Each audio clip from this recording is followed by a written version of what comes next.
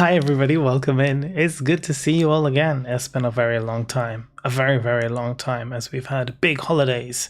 Well, there's some holidays. Anyway, guys, this is Vagjazzle. Vagjazzle, say hello. Hello, Vagjazzle. Hey, and it works. Anyone watching, let me know if the volumes and everything's okay.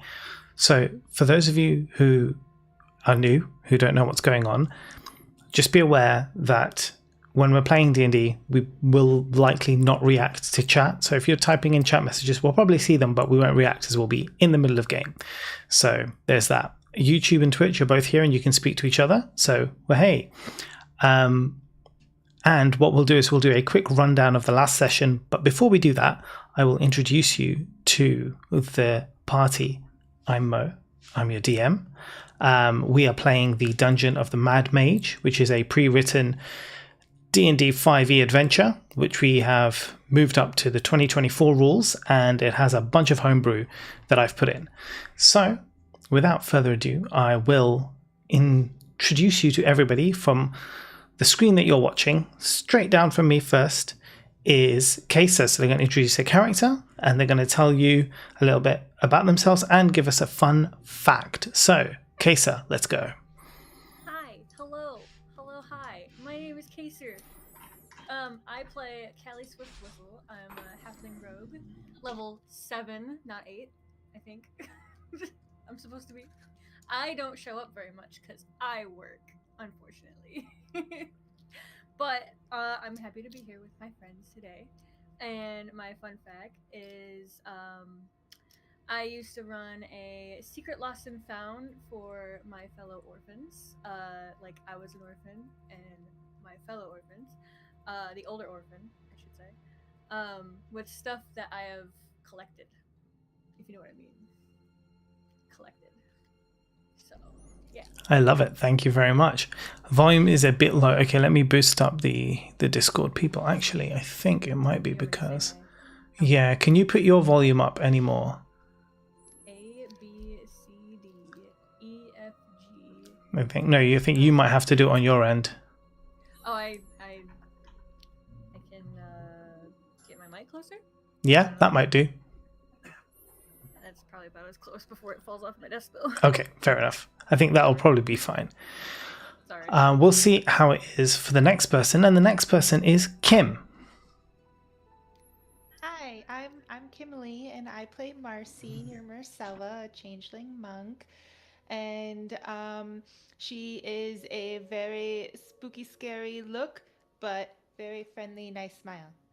And my fun fact, Marcella's fun fact, is that there was a point in history where Thundara and Marcy helped a village against a grave threat, and from that instance, they were known as Mercy and Might. And this story has traveled beyond distant lands and stuff, but we have been almost like stereotyped superhero vibes where nobody knows our image, but only knows the story of Mercy and Might.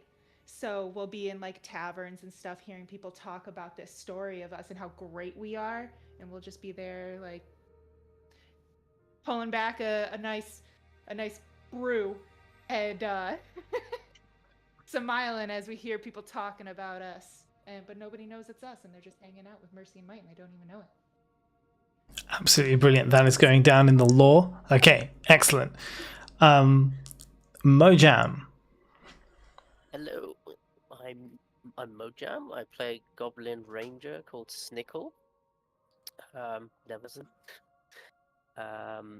Fun fact for Snickle as a ranger, when he does Hunter's Mark on his enemies, how I imagine it to work is like he magically plants the enemy with something like a seed or something, which that's what relays the enemy's information to him about their weaknesses and stuff. Also, the source of that damage. It could be like a little seed he plants within them, and it expands and hurts them. So, and he can choose where on their body he plants this. Within reason. For fun. For fun. Yeah. I was like, yourselves.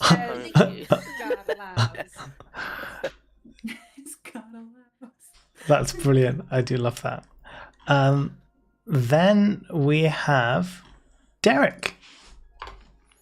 Hello. I am Derek. I'm playing Welvern Torres, a Drow Warlock. And my fun fact is that Welvern is deeply unsettled by rain, because when it starts raining in the Underdark, that typically indicates a cave-in.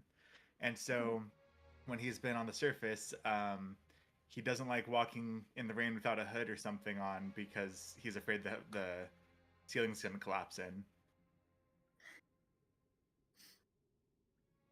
Sorry, I'm just typing it all. Also, apparently you're all only 10% as loud as me. So I'm guessing that means that you are all very, very quiet today for some reason. My input is all the way up, by the way. Yeah, that's odd. And all of your outputs here on... I can boost up Marcy. Mojam is already at the top. Oh. CG... Is it the music too loud, or am I too loud? What seems Everybody to be? just yell. Yeah, everybody just shout now. I am perfectly clear. In OBS, what's our graphical readout thingy? High, but I literally it's the top. I can't put you any higher unless actually if I add a filter. If I add a filter and put a volume boost on, let me do that.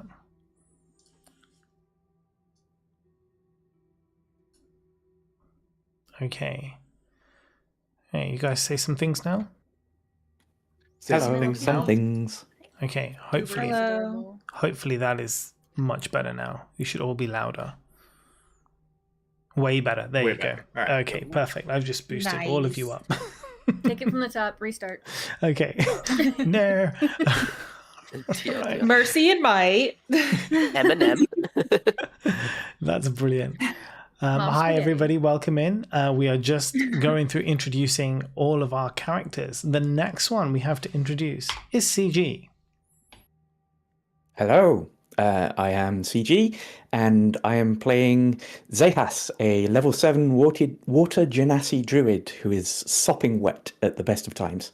My fun fact is, before I caused a massive war between all of the fish gangs, I was given the Fish Invertebrates and Fish Associated Peace Prize, the FIFA Peace Prize. No! This motherfucker. Ruined.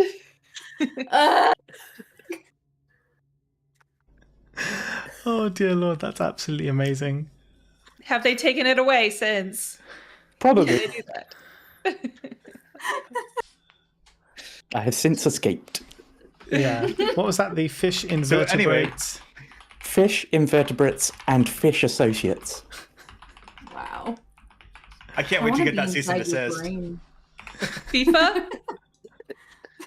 Is that FIFA? Oh, that's FIFA. Yep, that's Yeah. FIFA Peace Prize. Mm-hmm. Okay. They are a sponsor today. Oh Could you my imagine? god. And finally, we have Shasta and Kat. I'm Shasta. This is Kat. And together we are Shasta Cat. And my fun fact is kind of a little continuation on Marcella's. One of our favorite toasts is to drinking them under the table and dancing on top of it. Clink. Hot. I love it. To think too hard this today. I love it. Right, I have I've another written toast all of of it, these for down sure. now, so perfect. And I muted my mic so you can hear all the tapping. Okay, The excellent. keyboard is so satisfying. We would like to hear some of the tapping. No, nobody wants to hear the tapping. It's overly It's a loud. good keyboard. I wanna Right. hear it. So, guys, let's do a quick recap of what happened last session, because it was many weeks ago. I will get this from Session Keeper. The party ventures from Drow territory and discovers a hobgoblin outpost. After breaking through a dwarven door with a combination of eldritch blasts and an impromptu musical number that lulls a monstrous creature to sleep, Welvin discovers a magical elven throne that compels truth-telling. Opting for diplomacy over their forced mission, the party approaches the hobgoblins. Through a mix of Thundara's dramatic mourning and Zehas's masterful deception, they convince the hobgoblin captain that they are fellow enemies of the Drow and are granted safe passage and a place to rest. Throughout all this time, Welvin is invisible. So they don't know he's there, and Welvin is a Drow, so the hobgoblins would not like to see him. Whilst the others wait and rest, Welvin undertakes a solo, invisible reconnaissance mission deeper into the hobgoblin settlement.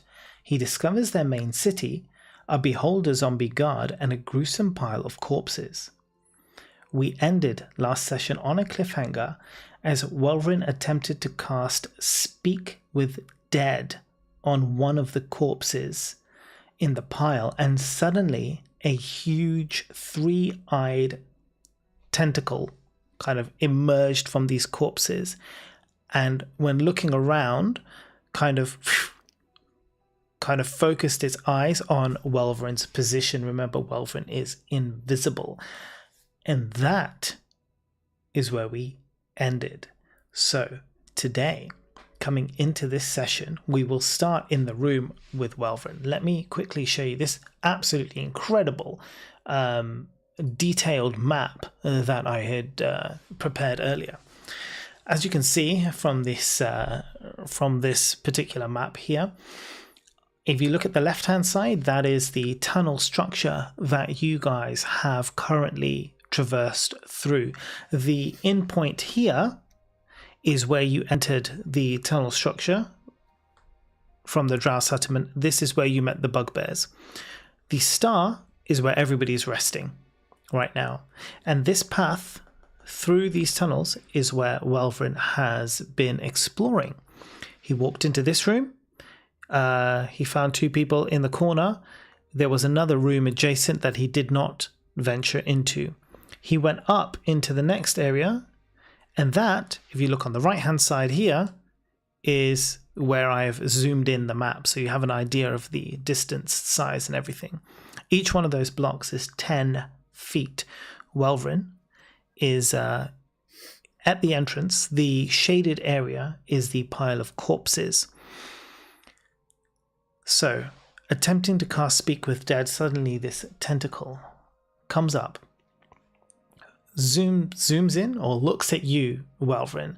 I'm going to give you an opportunity to do anything you like before we kick off the initiative. So basically, you've started to cast, and you can continue to cast, or you can do whatever else you want, but it'll be effectively a turn. So you've got 6 seconds to make a move. I give it to you. So I have a full turn before we start initiative order. Mm-hmm. That's what I'm hearing? Mm-hmm. Okay. I am going to cast... I'm going to change paths here. I'm going to cast Hunger of Hadar directly in front of me, in between me and the creature, and I'm going to turn tail and run. Okay. That's absolutely fine. So when you cast Hunger of Hadar, what is their saving? Let's see. Did they have a save? Oh, 15. Okay. Dexterity 15. Dexterity 15. Okay, give me a second. I'm just loading up their stat block at the moment just to check what their dexterity is. Okay. They save. So in this case, it means on a save, what happens to them? I think they still take some damage, do they not? I don't think they do. It's just if they start their turn in the if they start their turn in the area. Bitter cold. Or ends their turn. Yeah. Well, it's yeah. If it starts its turn in the area, it takes 2d6, or it'd be 3d6 cold damage. If it ends its turn, then it takes 3d6 acid damage. But that has to do with a dexterity saving throw on the end, but it starts. Yeah. Okay, so effectively what's going to happen is, because this is a concentration up to a minute of duration, you're going to cast this and then you're going to run. So yep. I'm going to say that's absolutely fine. It does obviously cause a darkness to appear, the magical darkness. You turn tail and leg it. As you do, we'll say that you break concentration, but you manage to escape the room and get out. Now, obviously, with your ring of greater invisibility, you will not lose your invisibility as you get out. Now, the question is, which way do you run, left or right? It'd be left. I'm going to head back towards the party. Okay, that's fine. So you turn south, going back down the passage you came. You can hear a sound from behind you, kind of like a moaning roar. Can you roll a perception check for me? Yeah.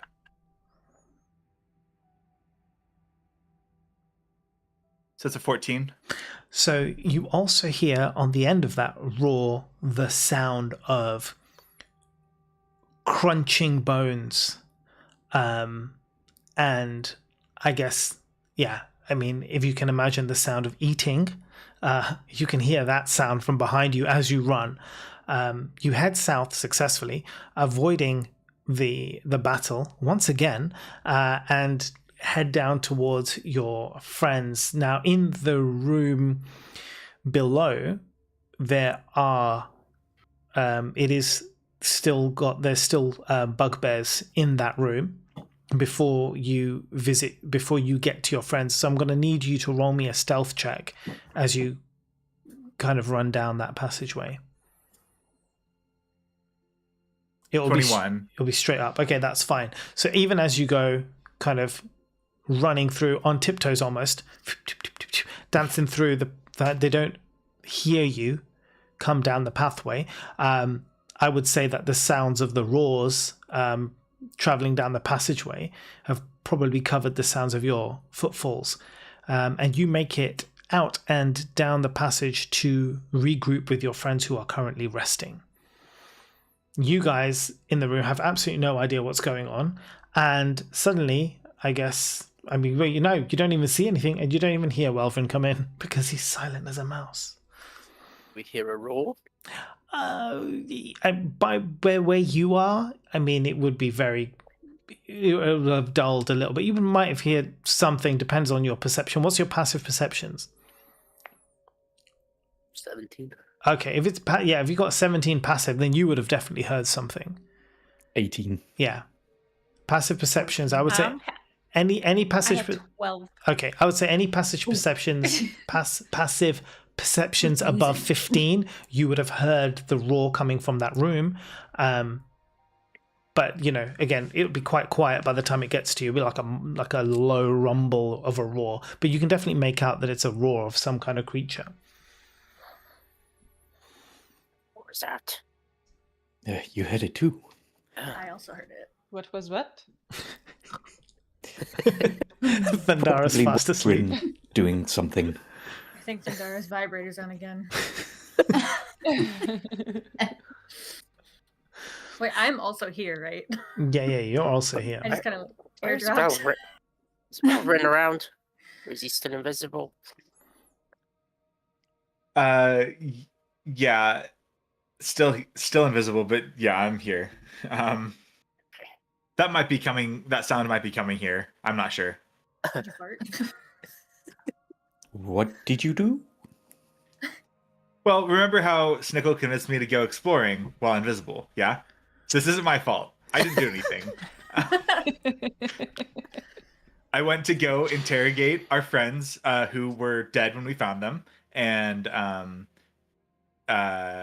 there's a creature, and I don't know what it is, presumably.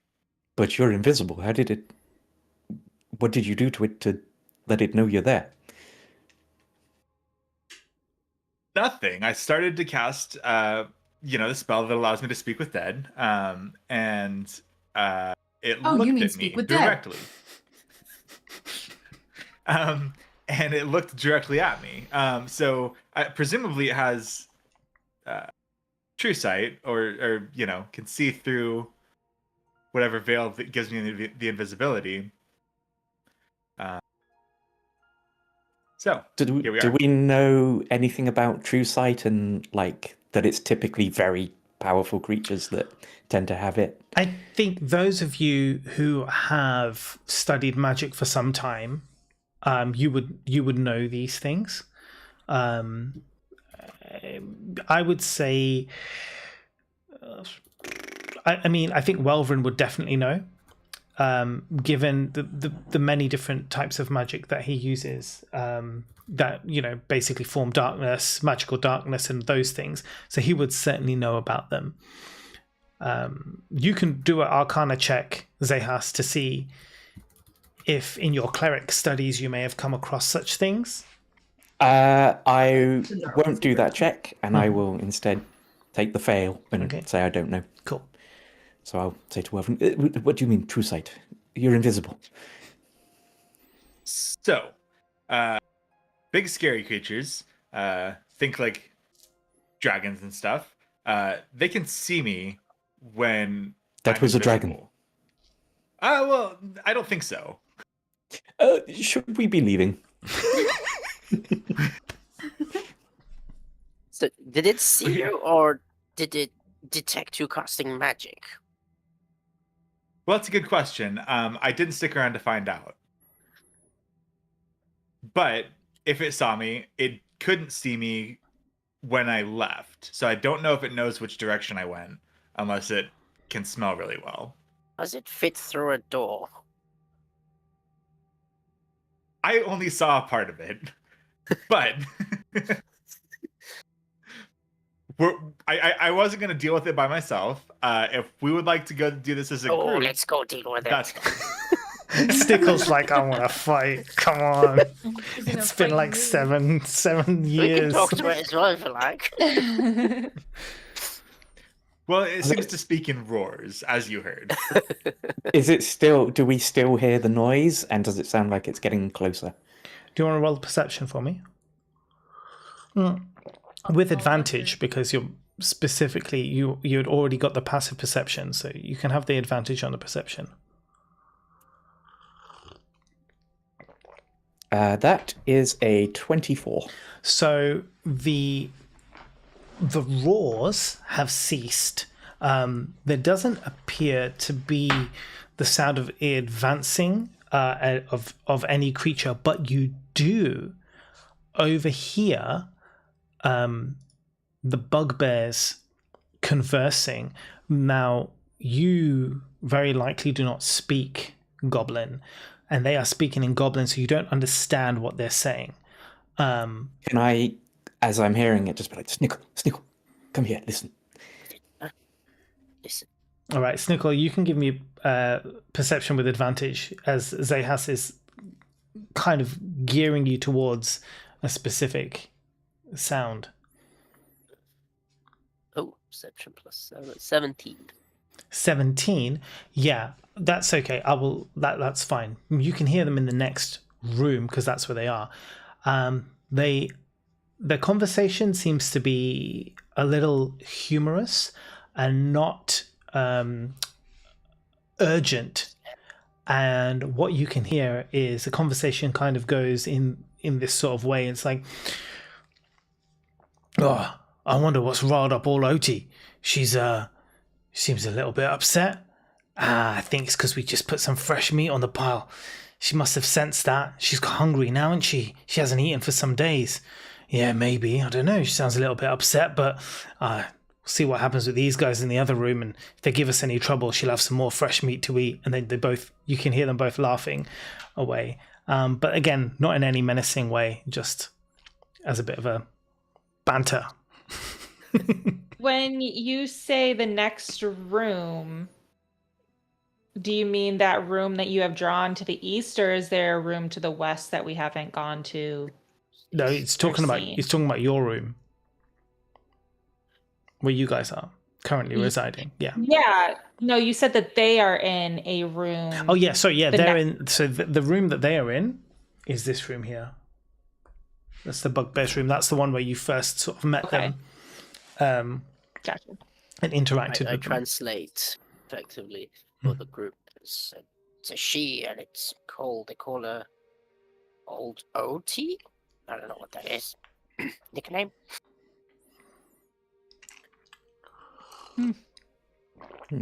So, doesn't Sounds seem like a like pet. they're scared of it, and doesn't seem to be coming to get us.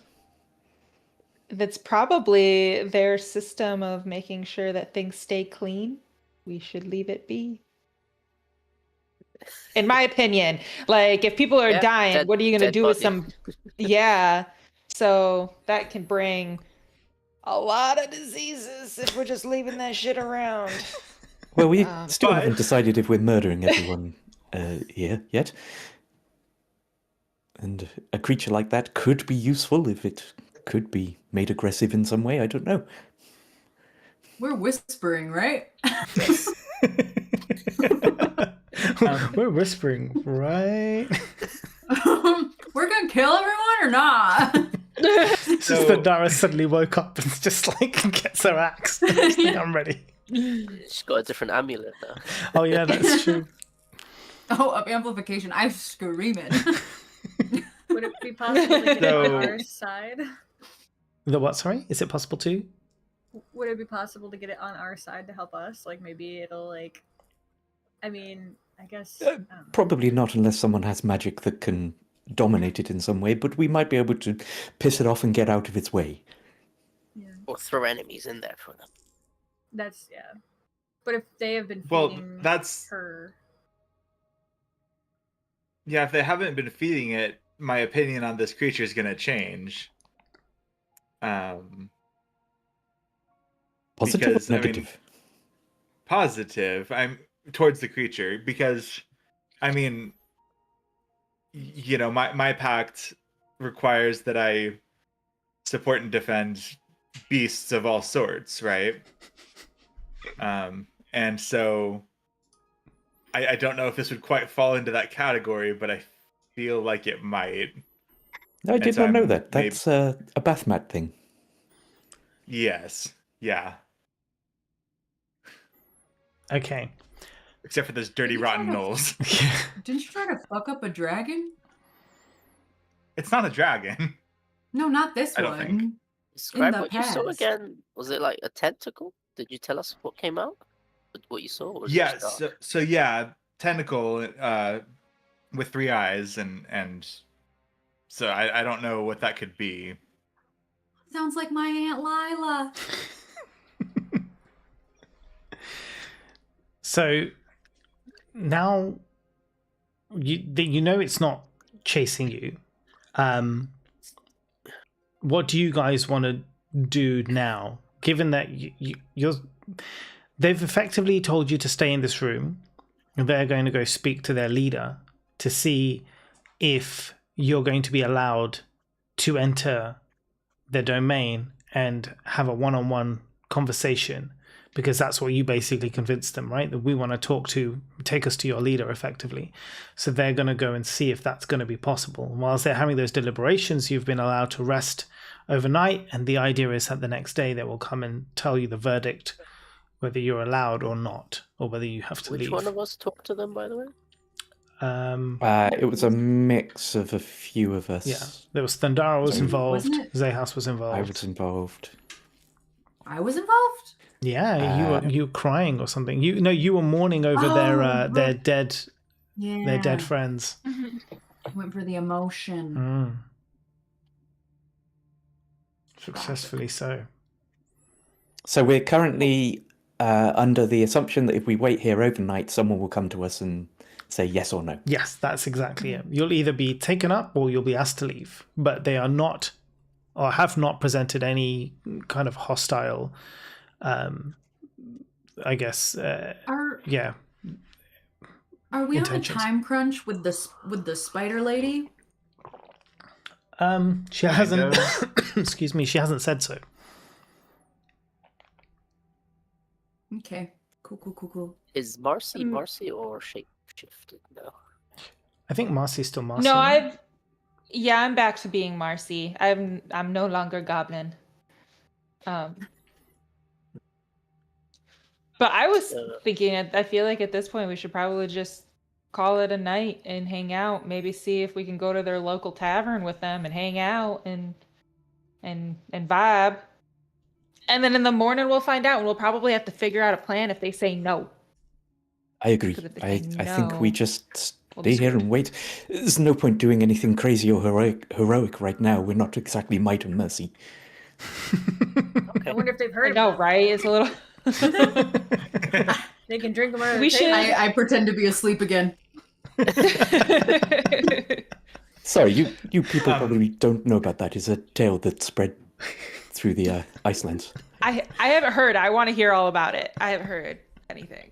Well, it's about this crazy, almost creature-like being called Might, who was incredibly strong, and this very nimble and athletic lady, I assume, dwarf, I was told, called Mercy, who the two of them managed to take down an ancient dragon in some way. I don't really know much more about it than that, but it's a dwarven tale, and it's very interesting. What did this creature look like? Were they hot? I heard that they were beautiful. They certainly talk about the Mercy, the female dwarf, as they said she has a magnificent beard, and she's very attractive. Might a little less so, as they said that she was some sort of Goliath or something. I'm not sure. Oh, Actually, I'm sorry, that might be offensive to you. But I punch a they're wall dwarves. and roll over and go to sleep.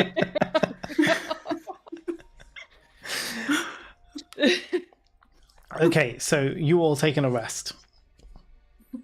We should also probably figure out a plan of if they do say yes as well, because are we going in there guns a-blazing? What side are we What is taking your plan? here in So terms of- just I was Yeah. wondering the same for All right, no. Like, so- they're just going to kick us out otherwise. So just a recap for those of you who either weren't here, who have forgotten because it's been so long, or those of you who are watching who don't know what's going on.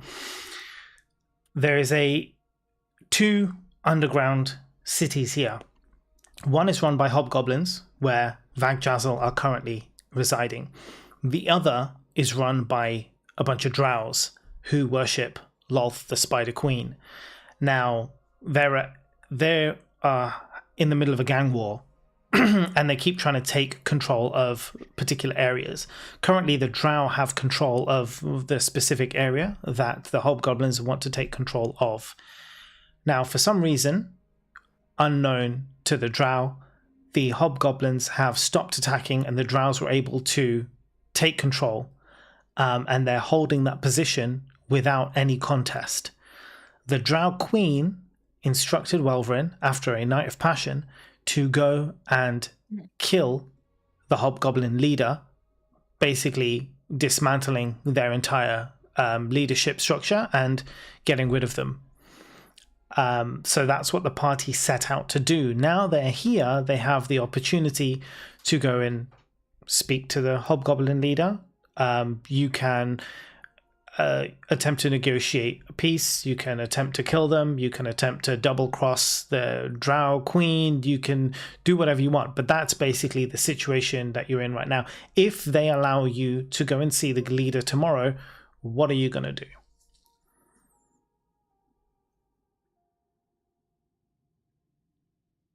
Stabby, stabby. Yeah, I think assassination kill. is the. I want to know more of this Wow. story in terms of why and what, who started it truly, and we need to get on the moral side of things. Well, I can tell you now that's not the drow. Did the drow queen use Welverin to reproduce? She literally did one of the most heinous acts. Yeah, that is. Yeah. Yeah, she basically wants to. She basically wants a child to carry on her bloodline, and she needed a worthy drow to be the donor of said seed, and she chose Welverin. Being from the outside, a drow of might, an adventurer, she was None like, of us know that, right? Welverin hasn't told Yeah, us. do we though. none know? of you know that. Oh. Welverin. Yeah. Man, the second Zehas finds out, he's gonna be devastated.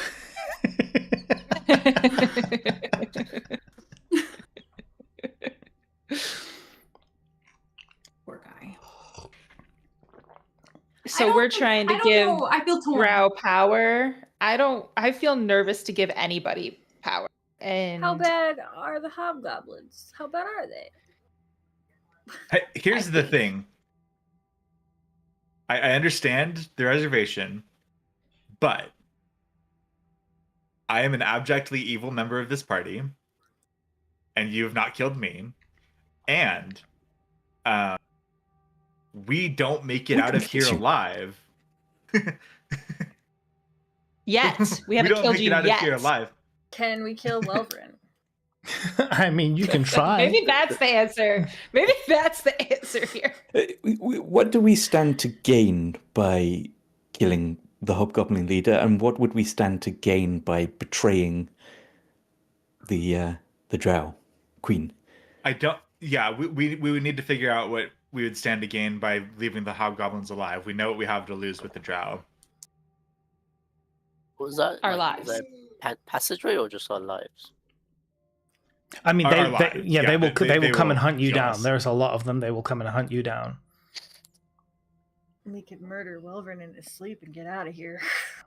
And we could kind of talk with the leader and see how, like if they have any plans or strategy, how they've survived the drow for this long, and see what strengths they have in defeating drow, and see Well, if something we learned yesterday, so that long rest felt very long, like weeks, but it's just come back to me. Something we learned yesterday was that the hobgoblins, sorry, they're already pretty down. They seem to be on the losing side of things. That's my recollection of the conversation we had. Today. That wasn't even What yesterday. That if- was today. That was only What an hour if- ago. Yeah, go on. I've been trying to we sleep this whole go- night. I have a plan. I have a plan in my brain. What if We throw a party. We're sitting in. That sounds great. We could throw a party for the drow on their celebration for distraction. But one of my thoughts is that we make it seem like we killed the hobgoblin, but reason with him and be like, hey, you're either going to die or you can escape and live, and we'll make it seem like you have passed and move on with your life and live in a little cottage in the woods with a family and have some goats and drink goat milk, you know? So I think that sounds lovely. yeah, that's certainly an option because the instruction was to take care of the hobgoblins. So we have to like be nice to them, take care of them. Even some to go. Should we pamper we them don't too? necessarily have to kill them. It would be the easiest option. It will be self-preservation versus pride if we try that approach, but I think it's a good idea. We're not gonna have a Great. private audience with them, right? He's gonna have bodyguards and stuff. Yeah, almost certainly. So like whatever we say. Good thing you have an invisible messenger. No, but like if we're negotiating like that sort of stuff, like they're gonna have to Yeah. be comfortable agreeing in front of their people Look. as well. Clearly, your invisibility has limitations. Yeah, I don't think that a hobgoblin is the limitation here. I'm just saying, maybe there's another fucking tentacle in the room. You don't know. Bastard. Bastard. Worst case, Well- we'll just So- shoot them. Or shoot the messenger. Or do. So are we taking a long rest? Is that for everybody? I Yeah. feel like I've already done that. It's not. I did that. Okay, yeah, so they all did that. Obviously, Welvin, you're coming in now. So effectively, it is still the night time, but you will long rest. Welvin, you don't need to sleep. Right. So you will do your meditation or whatever. Yep. Once you complete your meditative rituals, you do not regain any of your abilities that you have used. You regain no spell slots, you regain no health, you regain nothing. Welvern doesn't? Yeah, Welvin doesn't. And actually what happens instead is you gain a point of exhaustion, which means now all rolls you have will have disadvantage. All ability checks. Wait, why is that? You just feel something, Welvin, and you don't know, but you feel like you're not rested. You feel absolutely exhausted. Off above table, that could be our ticking clock from the Queen. She could have done something, because after 8 points of exhaustion, you die. Oh my god, he's got eggs. I told you. She Oh impregnated. no! Oh, we gotta kill him. We gotta kill him. He's gone. He's fucked. It's, can do it maybe just a spell. right now. But we don't know. Her that's- vagina is magical. But that's all above I table. don't feel good. That's all Yeah. above table. Yeah, No, it's all any of above this. table. But in actual game, Welvin's just like, I don't feel too good, guys. So when we wake up, Mr. Stark. I'm gonna go to Welverin and say, Does he look exhausted in any way to me? Do I just carry on as normal? He looks haggard. I'll say, oh, you look a little worse for wear. You didn't sleep well? What do you mean? Well, I don't sleep, but no, I did not rest well. It's probably all the stress. It's fine. You'll be fine tomorrow. I was thinking last night whilst trying to sleep, what if we were to get into a room with the Drow Queen by herself? Is that a possibility? Would she ever have us all in a room with her? Not you guys. Me, maybe at this point, but And she's no. too powerful for you to deal with. In my current state, absolutely, but probably yeah. I mean, Yes, like, Thundara. is he invisible or not? It's up to him. I guess if he looks haggard, then he's probably not invisible. I don't know. He's Do you not ever- here. He do should you- be invisible in case someone walks in, surely. Who are you guys talking to? Right. Yeah. So in which case he just says, "I don't feel good," and Zehas doesn't know how he Right. And looks. the conversation He's like, is how do you yeah. look? Does it persist through sleep? It stays on until you It's turn it ring, off, isn't it? It's Yeah. not like a concentration on and off spell. It's switch. the ring. It is a ridiculous thing. Like I'm grateful for it, but it is a genuinely ridiculous It is item that I very, have. very powerful. And the fact that the thing, I guess, in the game, because this was written supposed to get for it. It was an 5th NPC, edition. right? No, well, because it was written for 5th edition, 2014 rules. It's the greater invisibility in 2014 rules is if you cast a spell, you lose it, right? As in the invisibility turns off. If you attack somebody, the invisibility turns off. For greater invisibility, that's changed in 2024. So it's now become an extremely powerful device. But if you feel like it's too powerful, I'm happy to play it to legacy rules, but I leave it to you guys. I mean, this is your game. I mean, it does have its limitations, and I do have to roll stealth on it. So I mean, it is ridiculous, but I don't know if I want it changed. Yeah, I mean, no, you, that's all you, right. you have to roll stealth on general invisibility anyway. But it benefits us for it to stay as it is, so we're not going to complain. Yeah, I mean, I will Just balance it go to out. Reverend again. Yeah, I will balance it out by throwing even more difficult enemies at you. So, one way or another, Raise it's the all going to be stealth good. countries. Yeah. Wait, are we doing milestone or XP? Because that might work out. Milestone. Okay. Can I so- say, Yeah. after hearing that Welvrin doesn't feel good, can I be like, you come here, let me feel your forehead, you invisible bastard. And can I do a medicine check? I would say if you want to do a medicine check, he would need to be visible. You need to be able to see him to be able to inspect him, because just feeling his head is not going to really do anything. Come here, let me see. Let me take a peek. If somebody walks in right now, we're fucked. Like, Let me see. I'll keep a watch if you want. I'll chat some goblin to them. Yeah, I guess Snickle can keep an eye. okay. Yeah.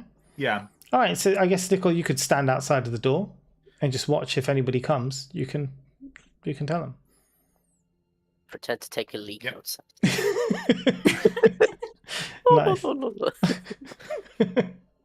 Yeah, I'll turn off the invisibility. Okay, so when Welvin turns off the invisibility, you can see he looks, Ugh. yeah, like he looks like bags under the eyes, very haggard. The skin already pale is looking kind of like greenish. He doesn't look good.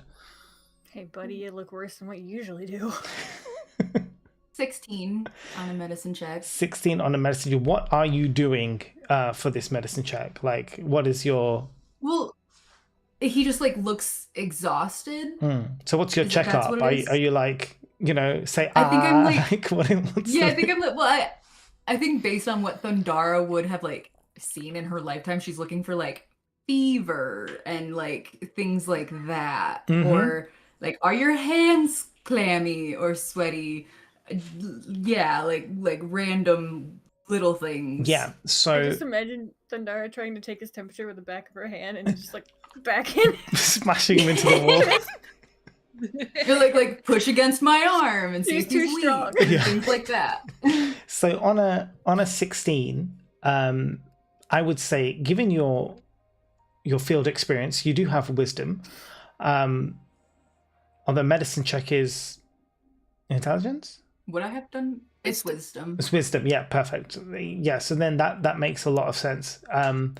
You've been in wars. You've seen the effects of wounds, and you've seen infection, and this screams infection.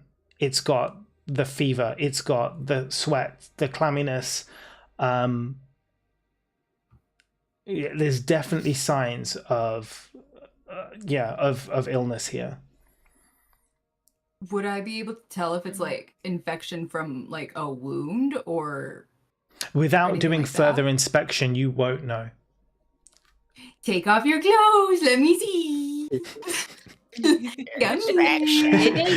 And now I just see like Zayhas with the popcorn like right in the front row. Just like... I'm wondering, as the more healery type, do I need Thundara to tell me that, or do I just just sit and go, assumed- oh, I should do a lesser restoration on this? Yeah, I did assume that you guys were with me. Yeah, I mean, Zayhas, this is your call. Like you're in the thing. You can tell me kind of like how you would react to what you're seeing. Well, he looks terrible, right? Yeah, absolutely. Okay, then And he looks sick. I'm going to go up next to Thundara whilst you're doing the inspection and say, this might help. It helps with certain conditions, but let me just... And I'll touch your shoulder, and some icky blue wet magic is going to go through and do a lesser restoration.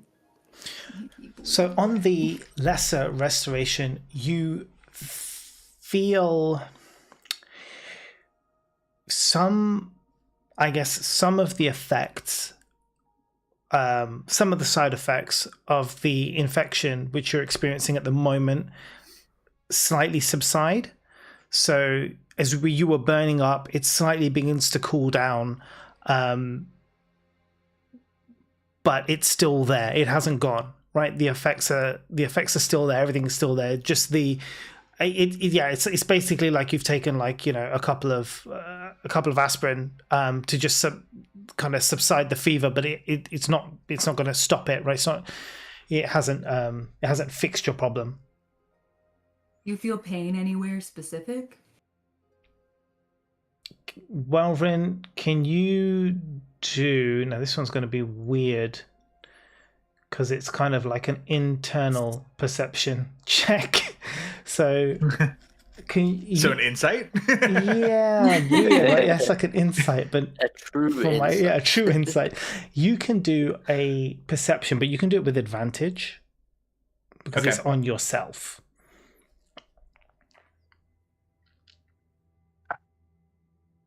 16.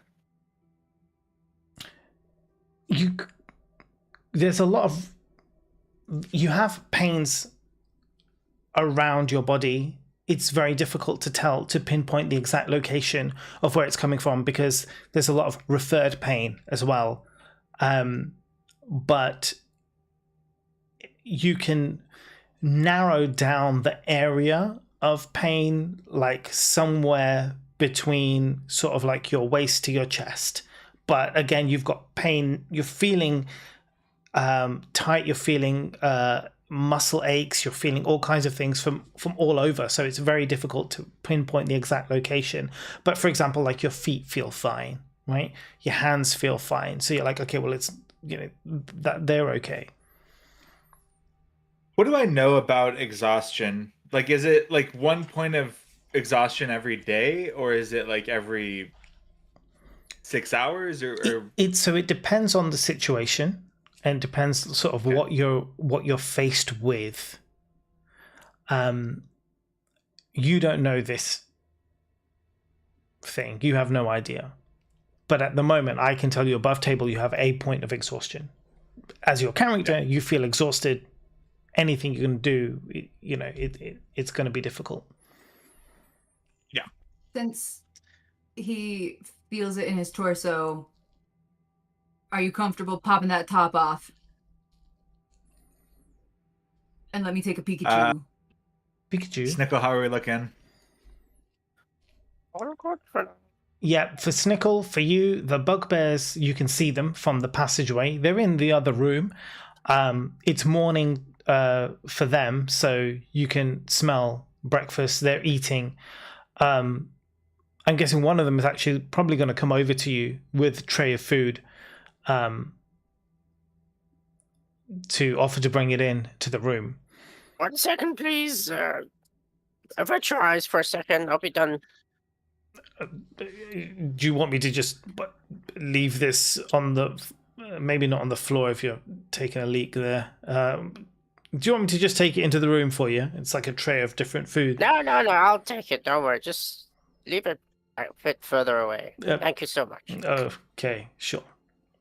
And puts it down. Someone will be with you shortly. From HQ, as it were. Yeah. You sure everything's okay? Oh, good. Yeah, we're looking forward to it. Everything's okay. Yeah. How are you? Yeah. Okay.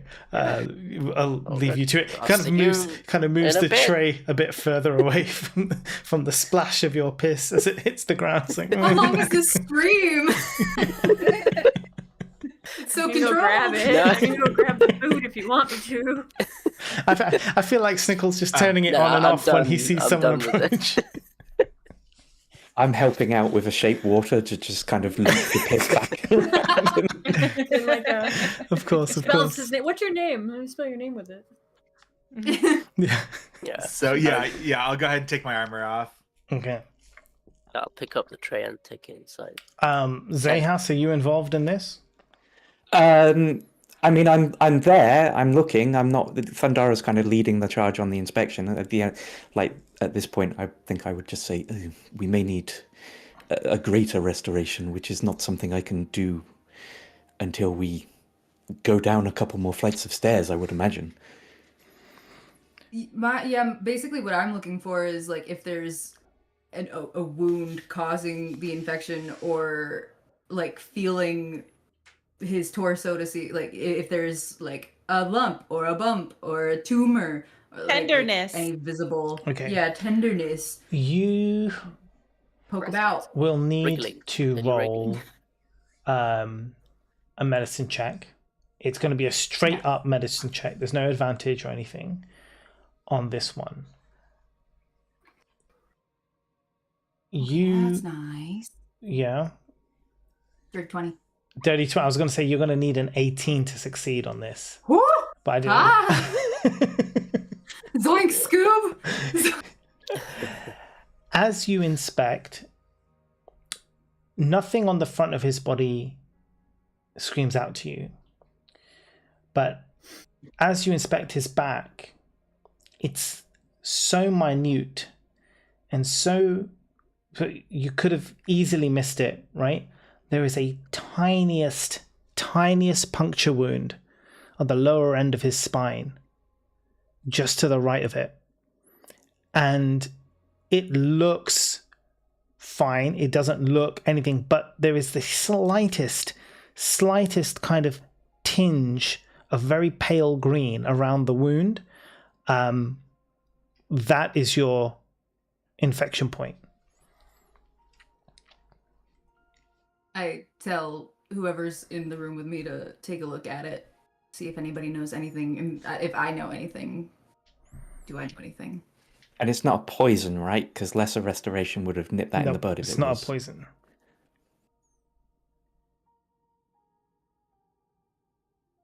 Ask Wolverine if he felt any pain there at any point. Like, do you remember getting like stung by something or whatever?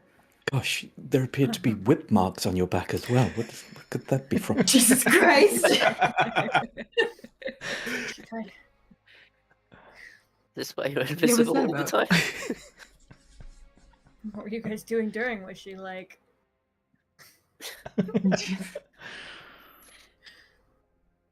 Yeah, like Do, like do I perception or know? I something? mean, would I know if I? No, you don't recall any time at which this happened to you.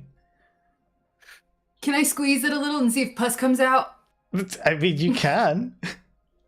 It's up to you. Do I have consent to squeeze your wound to see if pus comes out? Go for it. Does pus come out?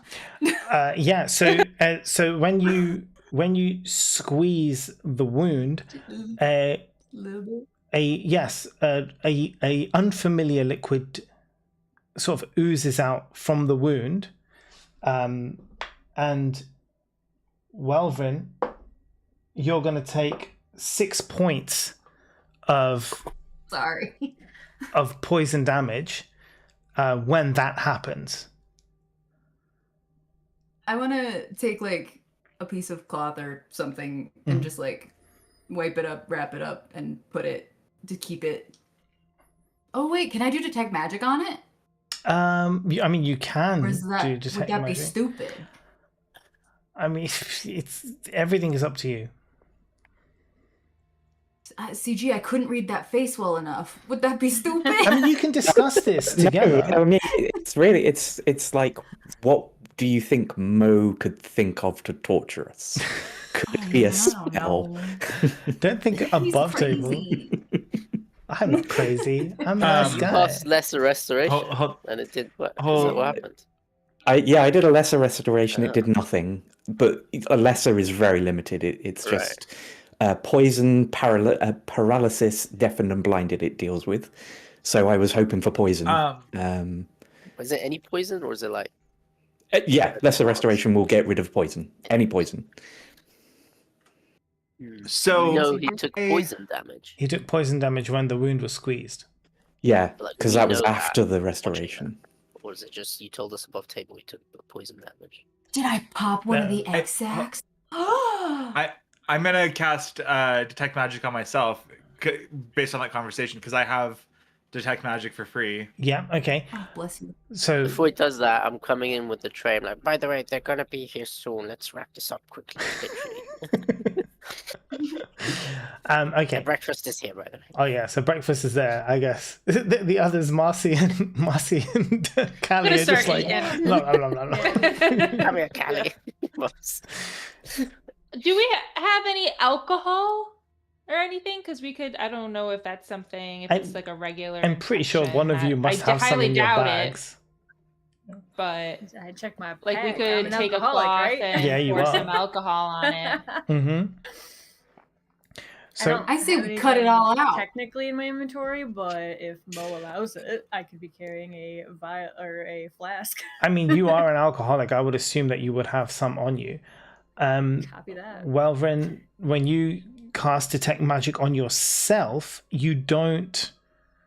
There is nothing sort of outside of your normal magical abilities and the magical abilities around you, but that specific pinpoint area, you don't find nothing sort of magical there.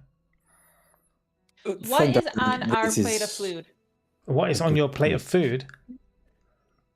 Okay, yeah. I'm guessing it's going to be. I'm guessing. I can just tell you, it's going to be bread, eggs.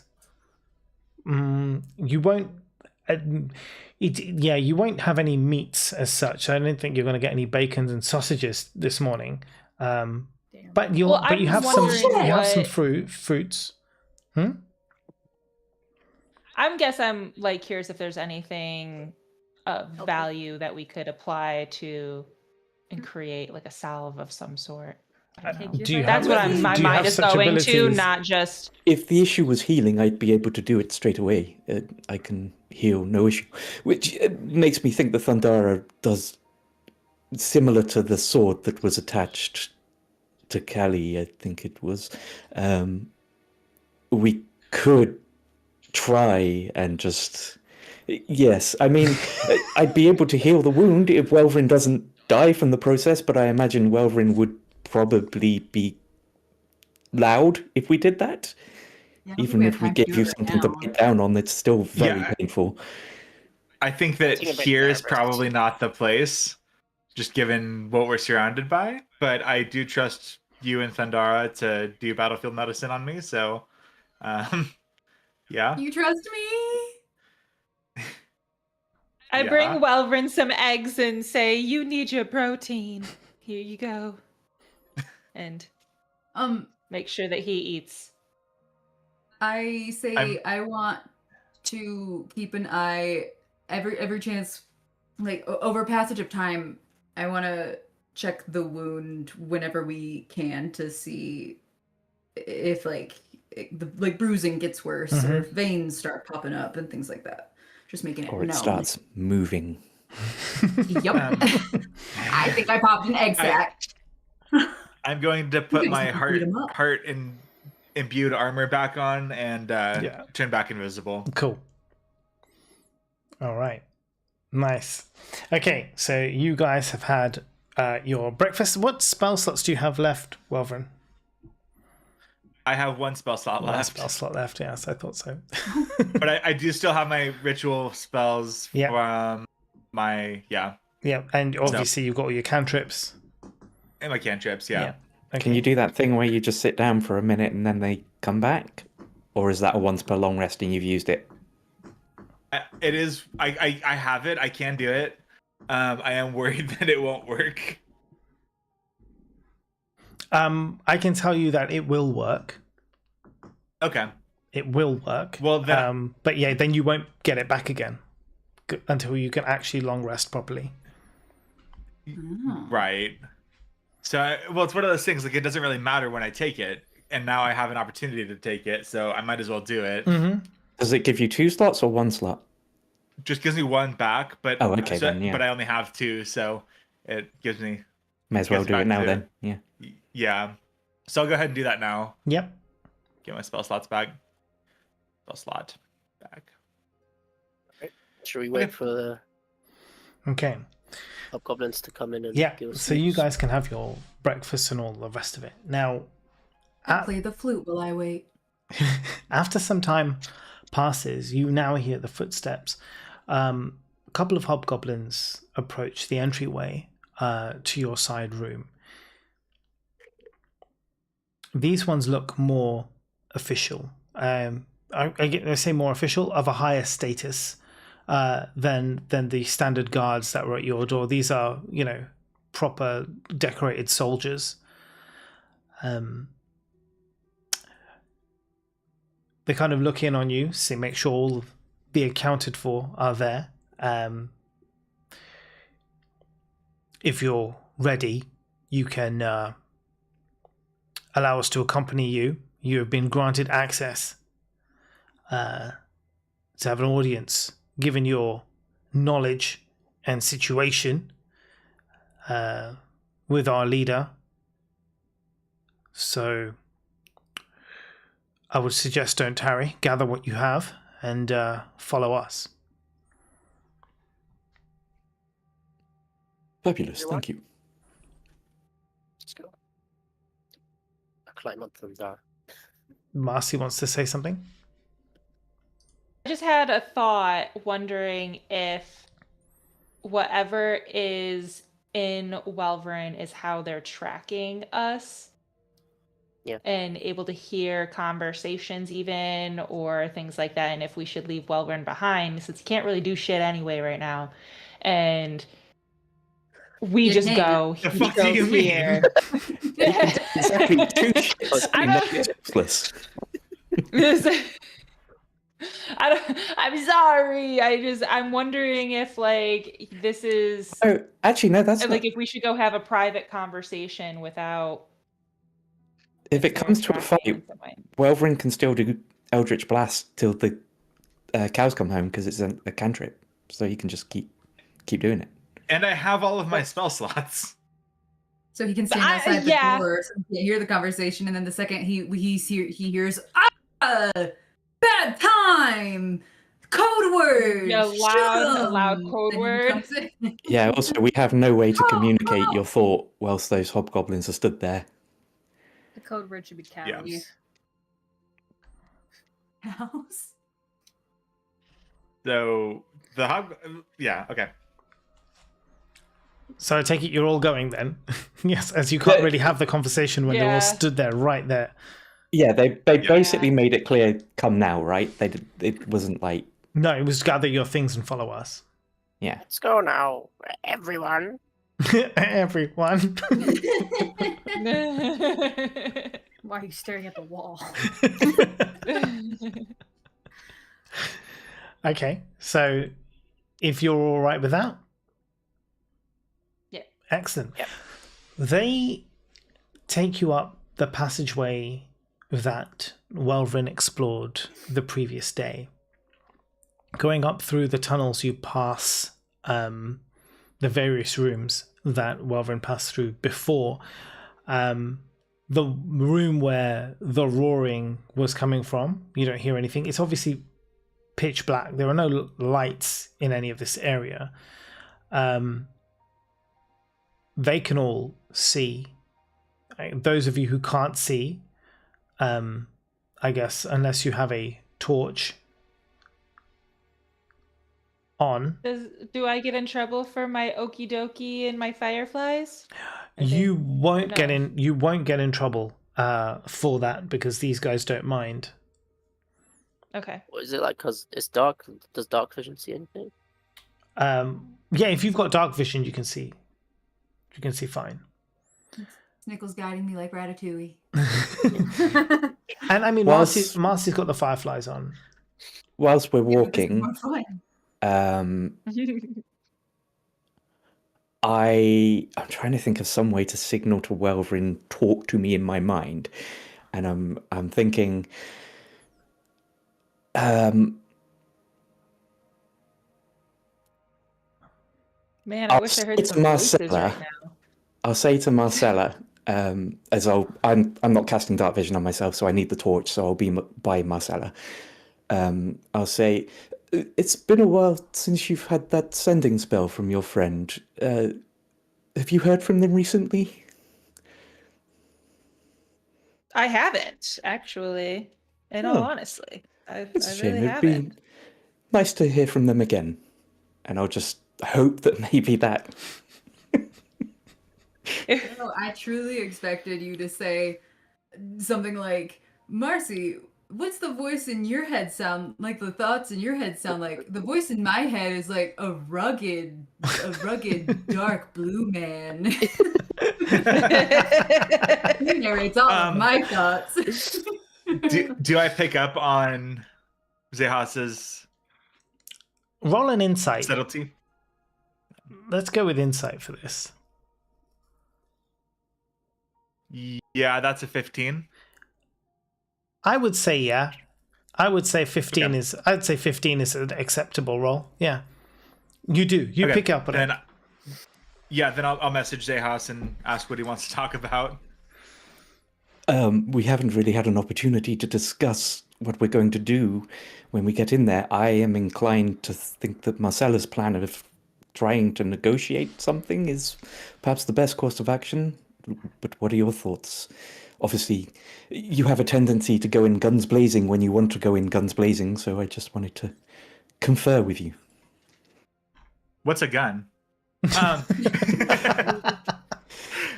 the crazy thing dwarves have invented. It hasn't really made it down here. Nice.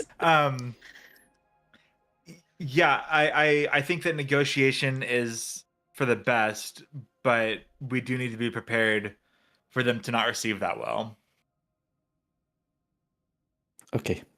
I mean, are you able to talk to everyone without it costing you anything? Yes. Perhaps it would be good to act as a middleman in a conversation about the plan and maybe push out to everyone that that's what we should do. We should go in prepared, but aim to negotiate. Okay. And I'll just relay that basic message to everybody. Okay. Ah! Who's that? The walls are talking again. Do I you? drink too much. Just as Zehas was talking about voices in the head. How convenient. So as you are getting up, I tell Zehas that I have heard the voice. I'm like, yeah. Oh, Okay. She just reached out to me. Oh, that's good to know. Yes. so as you guys get up to the top of this tunnel, and before it kind of opens up, the guards stop you. And there's one in front and there's one behind. And the one in front stops and turns around and looks at you all. And in their hand, they're holding a bunch of blindfolds, right? Really sorry about this, guys. As a matter of protocol, we must insist that your eyes are covered as you enter our city until, of course, you're granted free passage by the king. You are hereby unable to see the city itself. If that's acceptable to you, please put these on. And you promise not to stab us? You have our word. Okay. What's the king's name? Azrock. Some of us can't see in the dark anyway. I think it's unnecessary. Can we just blow out the torch? No, because you can see beyond the tunnel towards the city. There is a glow of light. All right. Yes, Marcy. So I want to, as we're walking, what does the ground look like? So over here, these tunnels are quite roughly hewn. So the ground is stony. It's not like a nice paved ground. It's kind of stony. There's bits of, I guess, sand, rock, other bits just like loose stones all on the floor, and the walls themselves are quite roughly hewn. This isn't a pretty passageway. Okay, I would like to make marks with my foot, like drag my foot, like my heel a little bit as I'm walking to try and make marks as we're walking our path. Just to we really should have keep had, a code word or something Sure. for when we want. So is that throughout the tunnel system that we've just been walking through? No, not necessarily. I was thinking more since going blind. I want, like, if they're putting a thing on us, I want to be able to make sure that we can escape if need be. If anything goes south, I want us to be able to find our way out somehow. Okay. Breadcrumb trail. Yeah, that makes sense. Yeah. Okay. I mean, I cool. assume like Welvern's also with us, and he can see, and they can't see him. Yep. Also. That's true. He knows the way back. As long as he doesn't die. I'm still doing it. Yeah, that's fine. I'm still doing it. It's smart.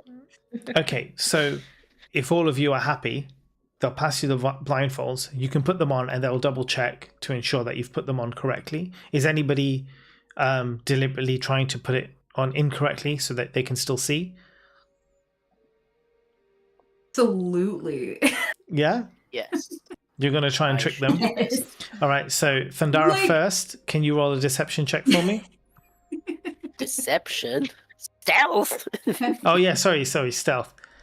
Stealth? Well, no, actually, no. I'm going to say deception. It's not stealth. You're not actually stealthing. You're trying to deceive. You're trying to trick them. So deception. No, I don't want to. That's 18. 18. It'll be against their check. And Snickle, can you do your deception? I did it digitally. 10. 10. Okay. So the guy who comes around and checks all of them, he's rolled a 15 plus his modifier, which makes it 17. So what was yours, Thundara? Mine was an 18. 18. When he comes around to check, maybe because you're so tall or something, and he can't reach as far, he thinks it's on properly. I have it like halfway on my eyes, but on the lower half. I love it. Yeah. But Snickle, they look at yours. They're like, oh no, this isn't tight enough. Hold on a second, and then tightens it around the back so you can't see. On top of her as well. Oh, yeah. Careful! He has a sensitive scalp. help. You can't see. Nah, this is not the right size for me for an office. So they put it on. Now you can't see, but Thundara can. No, Throughout this. Okay. I got this. Now that they're happy, all have been checked. They lead you on into the next area. So passing through, you can already feel, because you through a tunnel system, the tunnels are about 10 feet wide. So as you speak as well, and it's a stone wall, so you've got the echoes kind of coming in around you, so you can kind of judge. As you walk out into a much larger room, although you can't see it, you can instantly sense there's a lot more air. It's a lot less stuffy, it's cooler. And suddenly, Marcy, as you're dragging your feet on the floor, you can all of a sudden feel like, oh, this is a normal floor now. The loose stone and everything is gone. This is like a proper, really nice, smooth floor. This has been sort of maintained, kept clean. You're in the city proper now. And they lead you. Thundara, you see now what is very similar to the Drow city that you passed before. It's again a very similar layout. You've got these buildings. So this is a huge area. It's massive. We're talking like 200, 300 feet wide, and huge tall ceilings.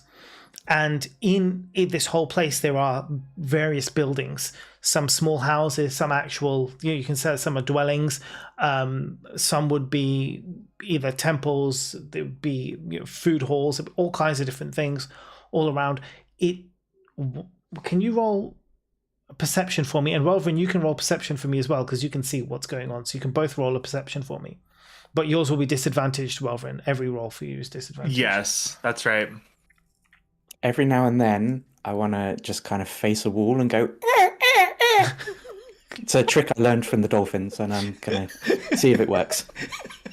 I got an 8. No, only the people who can see need to roll perception. Oh, I thought you were still talking. Oh, no. Gotcha.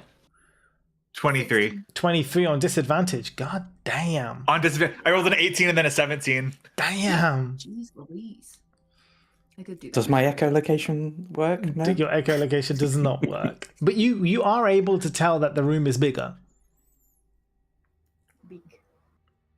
And what was yours, Thundara? What was your... That was the 16. 16. Okay. So...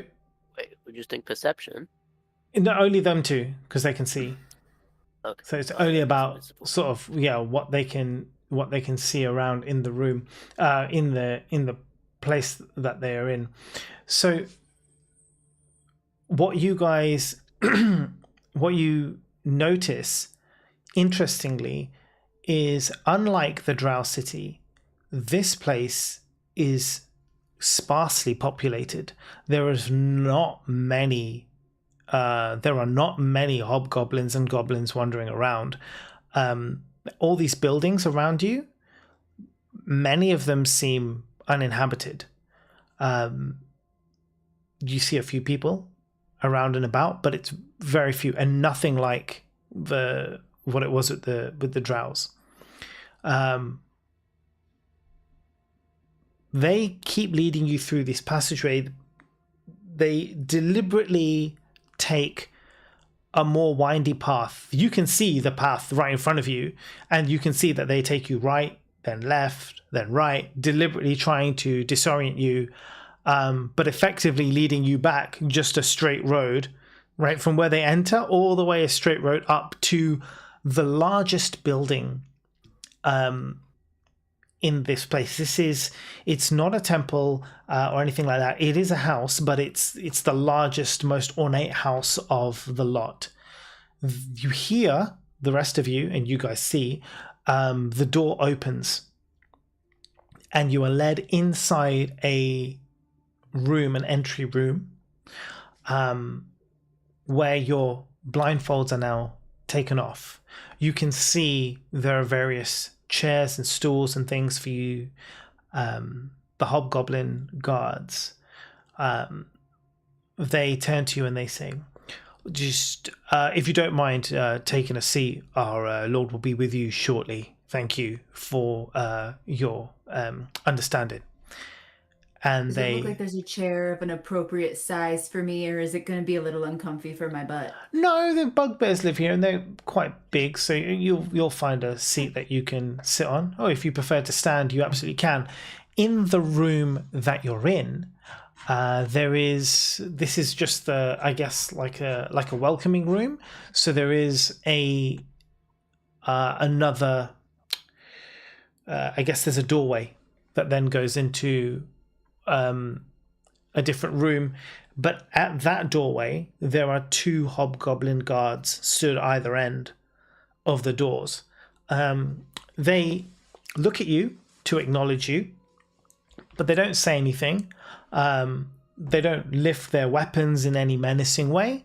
They're just standing guard, prepared, if things should go south for them. I'm gonna take a seat and I'll say to the group, my echolocation gave us a pretty good idea of how we got here. We went down some very large avenues, left and right through various streets, and I detected probably 100+ hobgoblins. So maybe they were lying about how many they have. I pat his head. Can you, Zehas only, can you roll a history for me with advantage?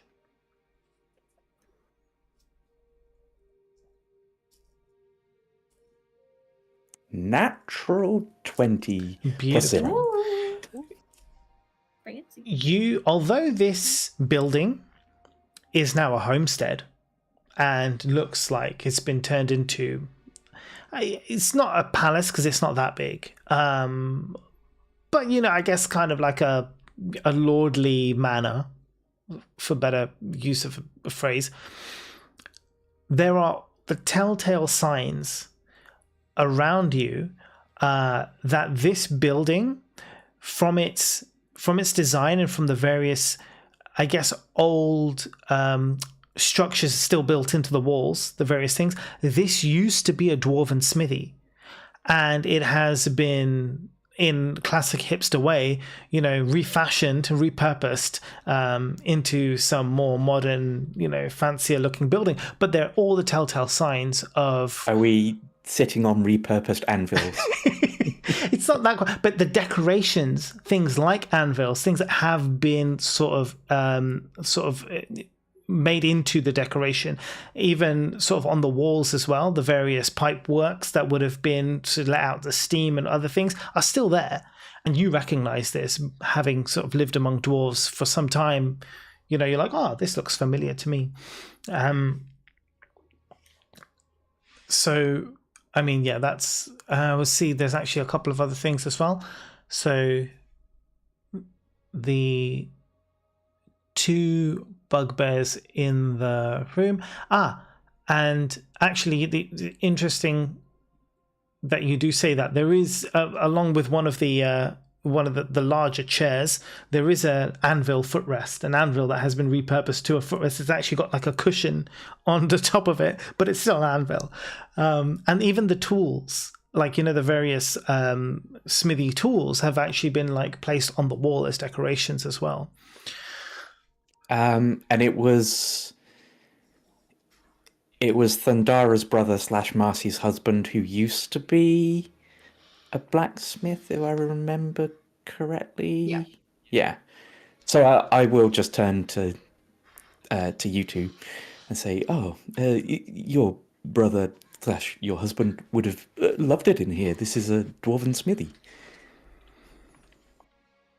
I inhaled deeply to smell if there's any residual, like, what's the smell of metal smell? The powder stuff.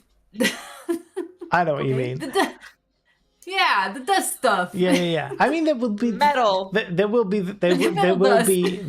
the smells of a smithy in the room. Definitely, if you're familiar with that scent, it would permeate throughout the room, because I mean, those objects are still in the room. I guess you really gives me a smile. tilt there. Does Marcy still hear her husband? Above table, a question? I haven't in a while. Okay. Okay. I Yeah. rub his tooth that is attached to my belt. Oh. That's it. Actually, it's interesting. I was mentioning Might and Mercy earlier, as I believe their weapons were crafted by a famous dwarven smithy. What a Wild how it's crazy all- coincidence. Imagine that. Wow, Crazy. look over there. Wild. Wow. Wow. Okay. So, as you wait in this room, is there anything you want to discuss between yourselves before you are led further in?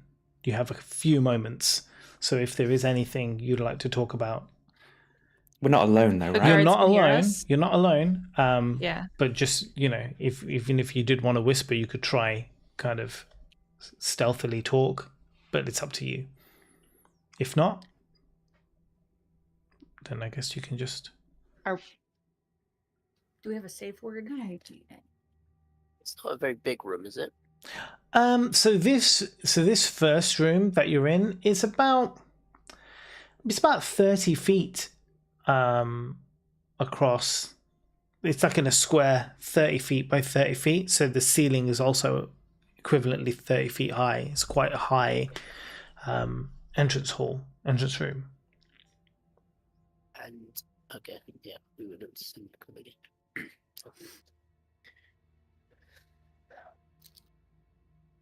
I don't have any ideas, and I'm stressed all about this. Should we get a The safe whole word? thing. Do we just want to put it all out there? I mean, I whisper. yeah. Whisper and just be like. I was going to say, do yeah, we wanna are just you whispering? Put Yeah. it all out there. Put all the thoughts, all of our.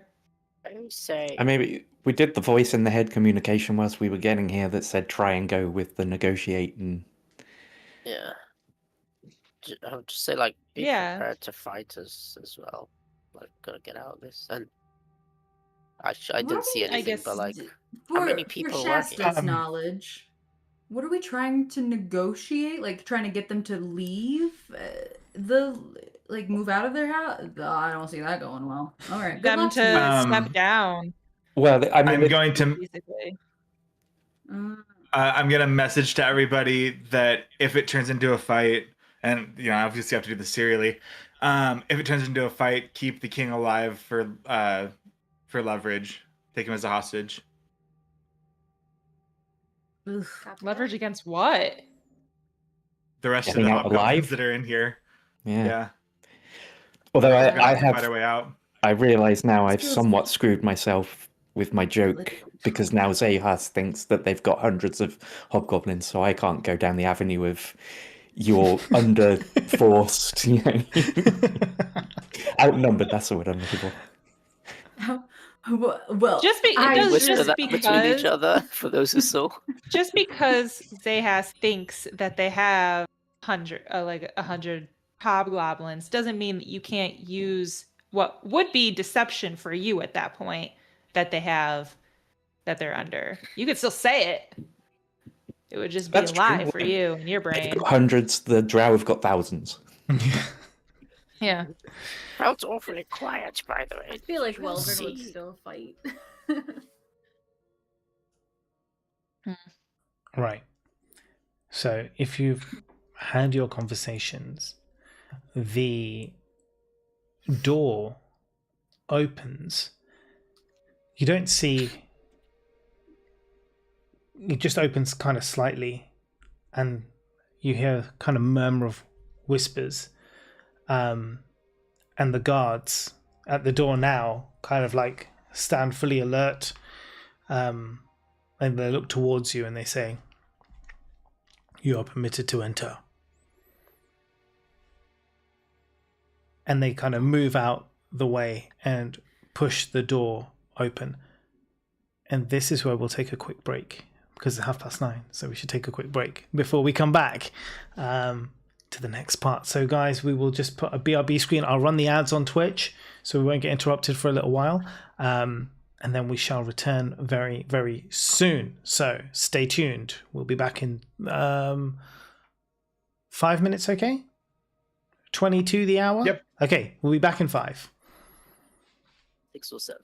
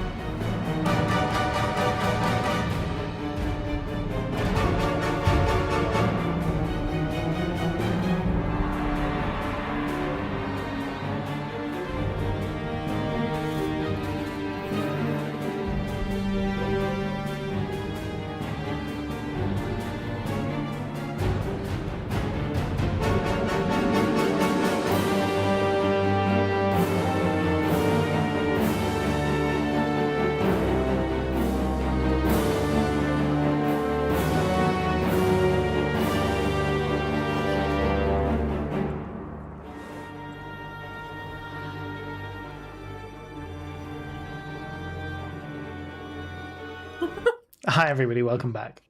Look, Stevie's fast asleep, but in a direction that everyone can see now. She's such a good girl. She's the best. She's the best. Okay. Are you guys ready? Well, we were peeing, I had an idea, and Derek laughed at me, but I think it's a great idea. Okay, let's go. I think we, instead of choosing a side or trying to take down anyone or helping a side, we make the entire level uninhabitable. Okay? We flush the whole thing out. We either we flood it, we fill it with, I don't know, make it a ball pit. We just make it undesirable to live there. We bring down the housing market. Okay? We take off a nuclear. I like it. It's the only way to be sure. Yeah. It's like, I think it's a pretty good idea. It might take a little bit, but it'll get done. It probably will take a lot of killing too. We'd probably kill a lot of people that stay. Oh, it's fine. It's fine. I mean, I have We can just shape. create a tidal wave. That's half the work right there. Oh, I love it. I can do some elemental stuff, but it isn't supposed to be harmful. I can do dissonant whispers Just and fear. say, "Run!" And I can poison their water supply. Yes, you can. Oh. This is the long That game. sounds- You'll spend like 6 months making this whole place uninhabitable. Poisonous tidal wave. Poisonous tidal wave. Done. We literally overthrew a government and changed it into like a democracy. And okay. We don't know if that actually happened. Just left it. We planted the seed. We don't know if we were successful. Hey, you just ran away. We made buttons. It worked, okay? It worked. We'll just believe That's that. right, because as soon as you made merch, you've won. Yeah, Yeah. this is true. Look. Okay, so Look at the MAGA hats, Derek. Clearly something worked. it's true. Just need Make merch. Azeroth great again. Let's go steal the president. I mean, wait, hold on. Yeah. Jeez. Okay, you guys ready? Yes. All right. right. Let's. Yeah. Oh, that's not the right button. Yes, that's Oh, we the right could button. kidnap him. We already said this. Where have you been? So That's the the plan was plan. I thought the the plan was just door, an agreed negotiation. Plan B. the door opens. to take him, don't kill him, Hostage. and take him as a hostage type vibes. Yeah. Okay, that's where you're going. Cool. The door opens. I'm going to. Oh, okay. Yeah. Yeah. No. Go on. Yeah. You're going to what? Tell me. What I was gonna say is that as we walk up and like we get closer and closer, we get to that point of where like we stop walking forward. I'm just gonna push Zahas a little bit in front of all of us as like our spokesperson. Oh, okay. Nice. All right. So when we get there, cool. As the hobgoblin guards stand aside, you walk through the doorway into. This is a much larger room. It's maybe 50 feet in depth and about 60 feet across. It's quite a large hall. This, Zahas, is where they would have done sort of like a lot of the smelting and smithing. The things that you notice right away without sort of just seeing it, you don't need to do a perception check for this stuff. In the sort of from where you're facing the far left side of the room, there is a throne made of, well, skulls that have been whitened, so bleached white. This either it appears to be real skulls or made to look like skulls, and upon that sits a rather imposing hobgoblin. He is adorned in more of a ceremonial type armor, and upon his head there is a horned helmet. You haven't seen this on any of the other people. By his side, there is a female hobgoblin. She is as imposing and as strong as the hobgoblin on the throne looks. The woman beside him is considerably more formidable. She looks stronger. She looks taller.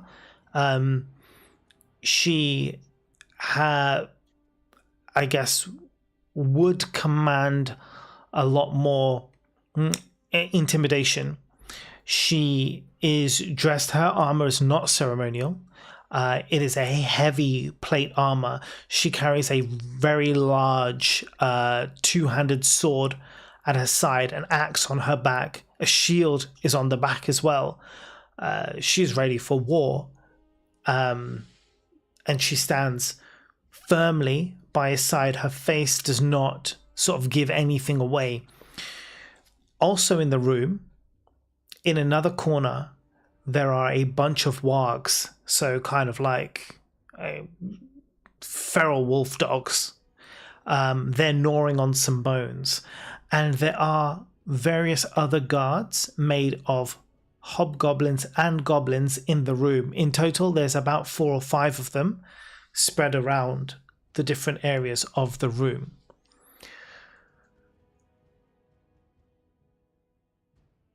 See if there's anything else. So you can't see the face of the hobgoblin, sat in the throne, because the helmet that he wears also kind of comes down and covers most of his face, but there are like space where you can see his eyes. And he also has a nice iron anvil as a footrest, and one of his feet rests on this anvil, and by his side there is also a great sword. As you enter the room, the guards all suddenly in the room stand to attention, and the hobgoblin in the throne sort of looks across. Can you all roll me a perception check, please?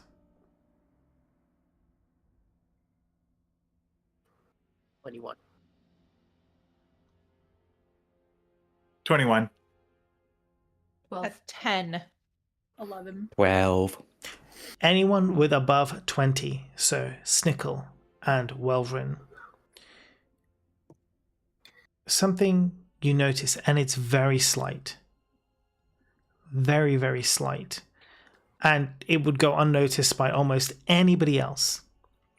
But as the hobgoblin turns to look at you, you see that his gaze does not land upon the party immediately. So he kind of like looks around and then kind of like looks left and right a little bit before landing on the party. Zoink Scoob. Welcome, my friends. I am Azrok, the warlord. The hobgoblins here that reside in the Underdark. You have been permitted entry to see me because you have come forth with some information about our enemy. And at this time of war, any information is very vital to our efforts. Please come in. So as you do walk through the door behind you closes, and you are sort of motioned forward. There is a ring of seats kind of down from the throne where you can sit the female hobgoblin stood there. The male one, the hobgoblin in the throne, doesn't move. But the guards who are inside the room kind of usher you towards this seating area.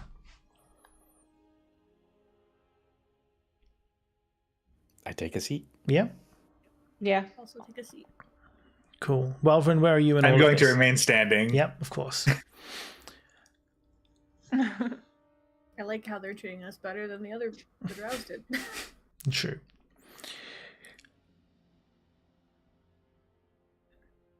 Is the information I've received true? Do you have indeed intelligence of what is happening in the Drow City? We do indeed. Forgive me, how do I address one such as yourself? You may call me Azrok. Thank you, Azrok. And I am Zehas. And we came here, obviously, with the best intentions of giving you information that would help you. And I'm afraid the information we've gleaned might not be something you want to hear, unfortunately. As you brought us to your chambers, as magnificent as they are, and as magnificent as you and your compatriots here seem to be, I managed to gather a reasonable lay of the land and figured that you have somewhere in the region of 100 in your force. And I'm afraid what we've come to tell you has changed somewhat. You are dramatically outnumbered. When we came through the Drowlands, they outnumber you 3 to 1. And they have spiders at their whim as well, as a sort of animal force. Obviously, you have your wargs, and warg versus spider would be interesting to see, but again, you are outnumbered. And I fear that perhaps the best course of action for your survival would be to regroup with hobgoblins on another level and come back at a later time. Snickle, Walvern, with your perceptions, you notice, as Zehas speaks, the guards in the room are exchanging glances with one another.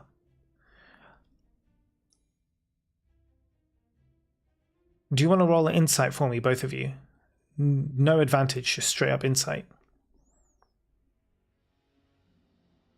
21.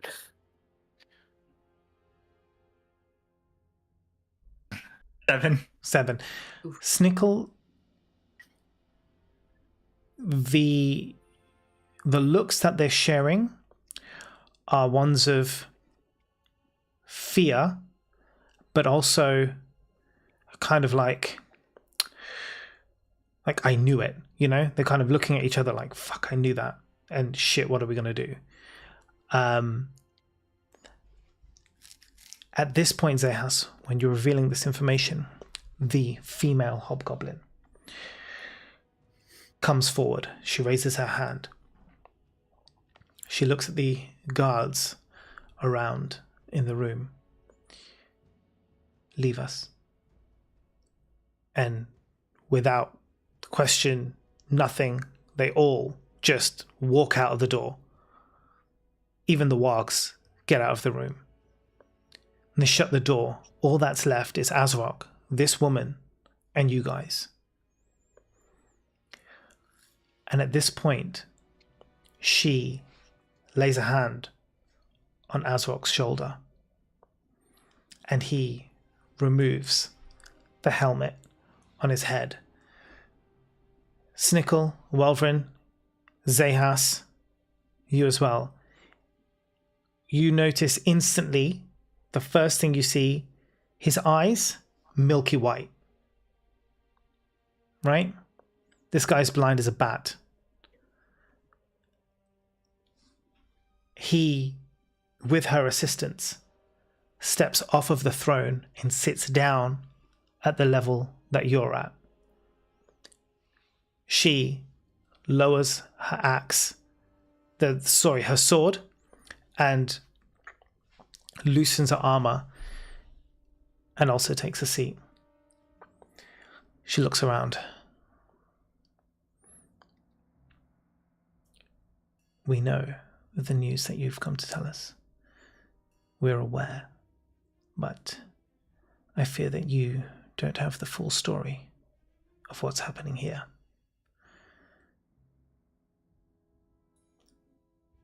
We would like to be able to trust you, but from your words, I fear that perhaps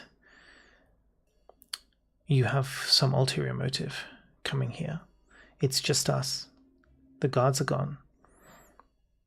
Tell us truthfully, what do you mean to do? Homie, you're scarier than all those guards combined. And hot. So everyone's heart is strong. Yeah, this is true. I'm gonna message to Zehas and ask if we should tell him the truth. Real quick though, above table, wasn't it? I might be misremembering, but when that other hobgoblin guard had spiders, didn't they like kill him immediately, or did the spiders kill him? Above table, they killed him. So if they don't kill Welvern immediately for being a drow, and then us in turn attempt. Good luck. Will they kill him for having spider sacks? Probably. It's probably spider sacks. We don't know that it's spiders. It's probably spiders. But you, above table, you may have that idea. In game, you have absolutely no clue. Yeah, but like, you may have suspicions, but you have no way of proving it. I'm not sure what you're trying to even hint at here. Of course, if Welvern, if Welvern shows himself, if they don't kill him because he's a drow, will they kill him because he potentially has spiders in him automatically? Well, the thing is, him because he's a drow, and they would kill us for deceiving them and bringing a drow. The thing is, we can't even have this conversation. Yeah, because I know. because it's not possible. But Zehas sent a message to Welvern. Welvern sent a message to me saying, yes. do you think we should tell the truth? I'm not going to respond to that directly. I'm just going to say we haven't been told her name, have we? No. I'm just going to say, truthfully, our objective is to move through the levels of this place until we find a wizard and get something from him. On this level in particular, what we're looking to do is the scenario that involves the least death. And for your people, I think that involves escaping at this point. Or decreasing the values of all of your homes. She doesn't understand what the second part means. I mean, I guess we could make the place uninhabitable for everyone, but that doesn't seem... I'm going with survive.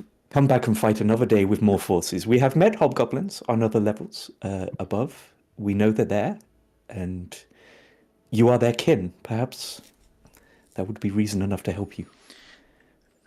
The hobgoblins you refer to, the ones we also have allies that serve the Xanathar Guild. I believe so. It has been several days since we've been on those levels, but I believe so. And what's my wife's name? Nadia. Yeah, what about Nadia? She doesn't fuck with Xanathar. No. She's a Goliath. She's a Goliath. She helped. And you'll find more so many people in the levels below. They're deserters, all of them. Because of your predicament. And what predicament do you think we have? You are outnumbered, outgunned, outmanned, and outplanned. Yes, let's go. Hamilton. you're going to need a right-hand group of hobgoblins to help you.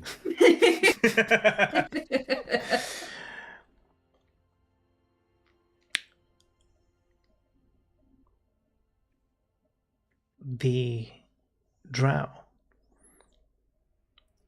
took over the city, and we did not challenge them, as we always have done in the past, and we've always been stronger. But my husband, and now she points to Azrock, was unable to defend,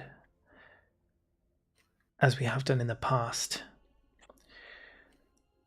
And although our followers do not know the reason why many of them abandoned our efforts, many of them dissented, left to join Xanathar and left to join our son. As a result, we are left, as you say, outnumbered. But this is our home, and we don't want to leave it. If we have to go, we'll go with the fight, whether that be against you or whichever drow queen decides to attack us. And she has tried many times, and we have still defended our borders. We will expand again, but we're missing, well, our secret weapon. What is your secret weapon, if you don't mind divulging that? And also, is there no room for reconciliation with your son? I'm afraid our son attempted to kill his father. And at this point, you see... patricide is difficult to at this point, reconcile. You see Azrock now, like, tears clearly running down his face. He doesn't, like, sob.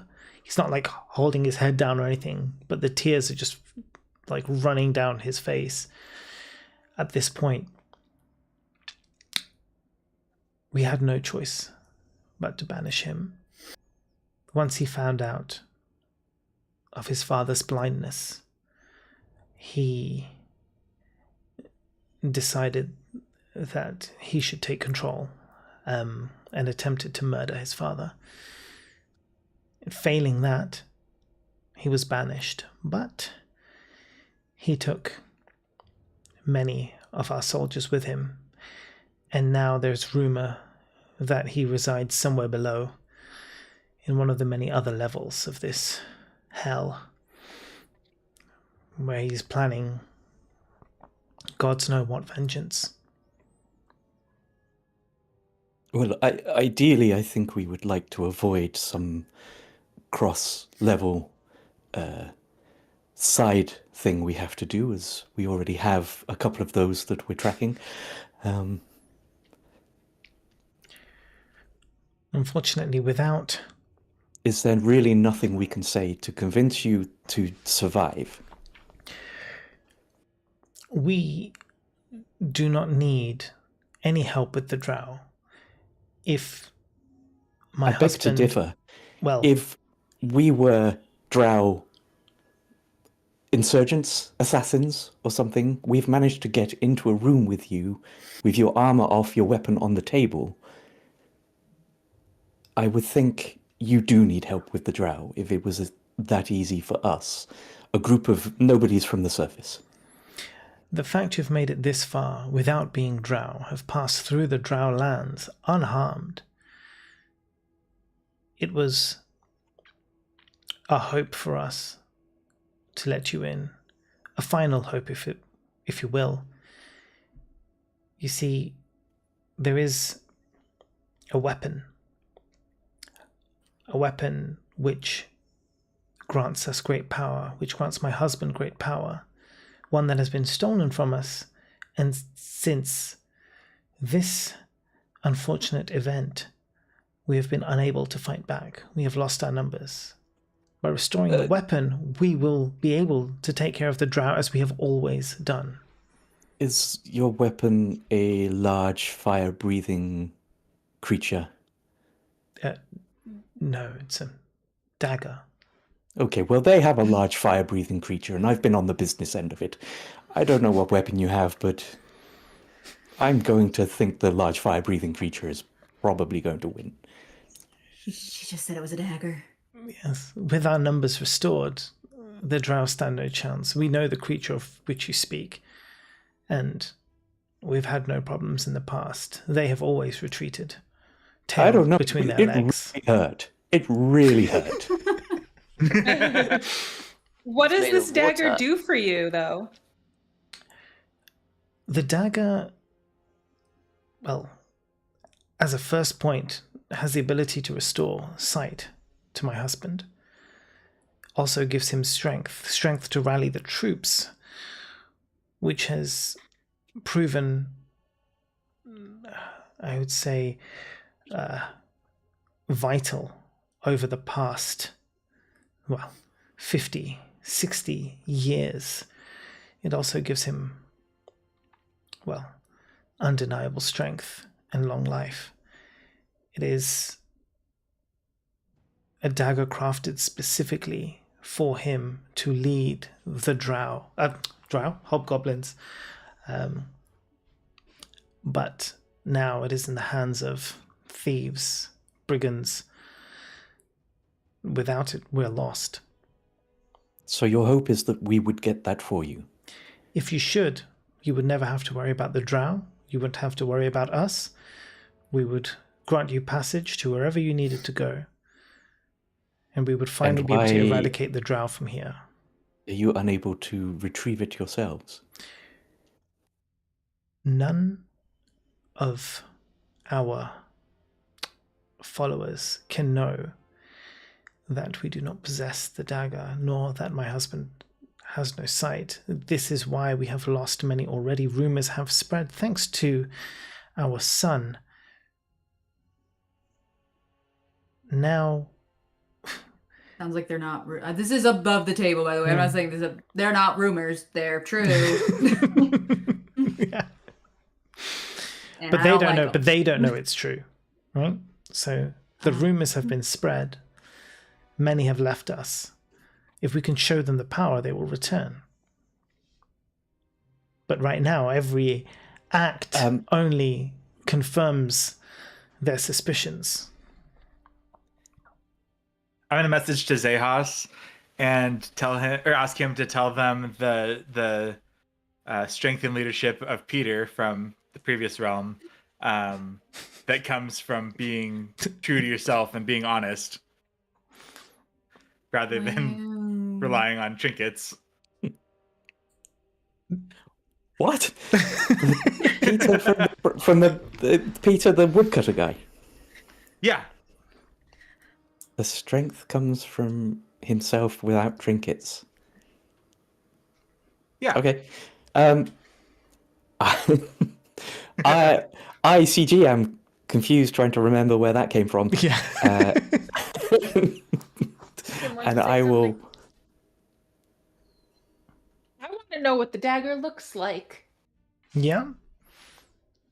And if we have already come across it. You will not have come across it yet. Oh, because we found a dagger with that goblin with the baby spiders. Yeah, no. This I think that's just a normal one. Oh, Mhm. okay. I will say two things. I will say I have a reasonable knowledge of magical healing. Is it not possible just for me to cure the blindness if I did a restoration? Has anybody tried that? It's a good question. I don't think a restoration will be able to return blindness. Will it? Not magical blind. This is like the condition blinded. okay. So which I don't think is the same as like having your eyes been like. Yeah, Which so is if it's also- like a magical effect Yeah. that has blinded him, I could get rid of that. No, But if this it's is this is they are like blind, yeah, then blind. I couldn't. Like but Max. Blind. yes. So I will.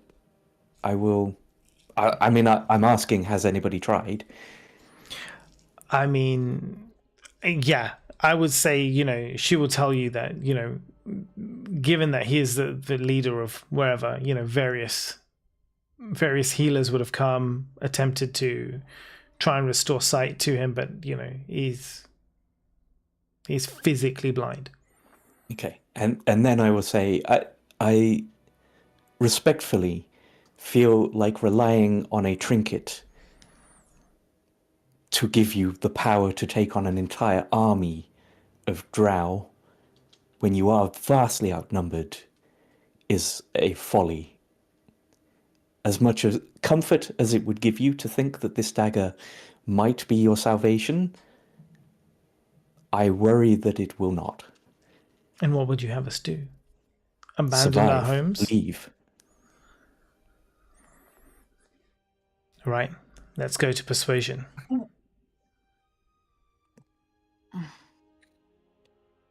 Now, do you hate all drow or just those drow? Everybody hates drow. They're so sucky. Yeah. Everybody hates drow. They're the worst of all They of suck the so bad. of all of the species. Say we met an okay drow. You need to stop talking if this is not above the table. I have exactly +0 on persuasion, but I rolled a 17. Ooh. Okay. Chaotic. Every time I join the game.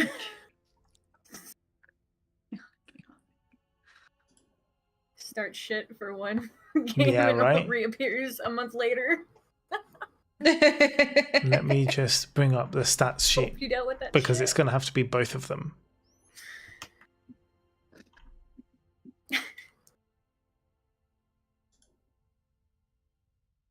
Callie like feeling her way through a dark tunnel before we saw her last. Yeah, I know, right? She just suddenly appears next to you. It was too far away. I mean, I could have just kept her there, but that was the plan. But you've gone too far now. So it was like, I just had two separate storylines running, and that would have just been annoying for both of you. Yeah, there. having two separate storylines and two separate parties running in one campaign is fun. Oh, yeah, definitely. I hop into the bag of holding Are you doing everything and leave. Oh no. So one of them rolled a 2, which was awful. And the other one... Could anybody chime in to help me and maybe get advantage, or maybe they can roll with the help action and a better plus than 0? I wish I could. I sure can. Yeah, do you want to go ahead? Yeah. What are you going to say? This is for persuasion. Persuasion. And what did CG just say? I basically told them that if they want to live, like they need to run away and hide. I said relying on a trinket is a folly. They should survive. Right. I'll say I've seen too many what's a good word?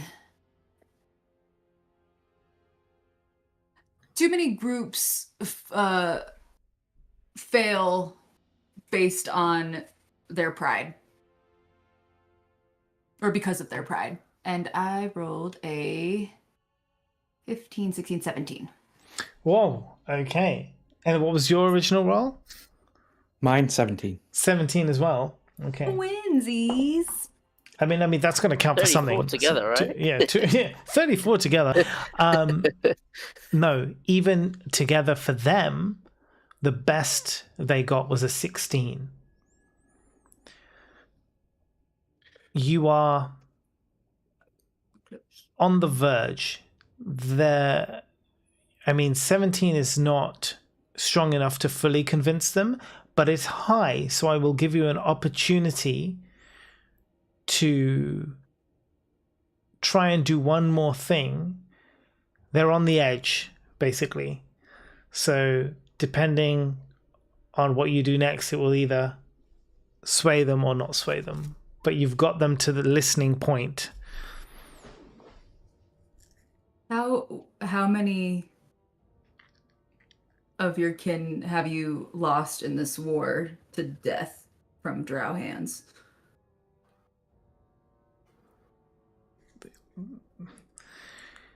We've lost We count. saw some on the way in who died, quite frankly, an awful-looking death. That is not something I would wish on anyone. You refer to the spiders. A ploy. We need to learn. A ploy by the Queen. She kidnaps our soldiers, infects them, sends them back, hoping that the spiders will hatch and kill them, kill us all from within. Thankfully, we have methods to find those who are infected and dispose of them quickly. What are these methods? Three-eyed tentacle. We were a little concerned when we were walking through the Drowlands and we saw what they did. If any of us were infected, you would know by now and we would have been dealt with, right? Absolutely. If any of you here were infected, we would know. How? I want to What know. are the telltale signs? Cool. How do you know? We have a very skilled physician. In fact, you may have met him when you first entered. He would have probably been the captain guard at the time. He has, well, a sense with spiders, and he would have checked each of you. He has a what? He has a what, Mo? He has a sense. A what? A sense. A spidey sense.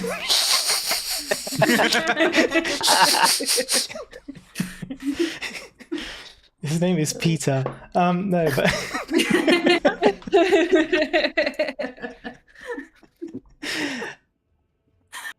and he would have examined you, though not in a way you would have been aware, but he would have examined you each when he first saw you.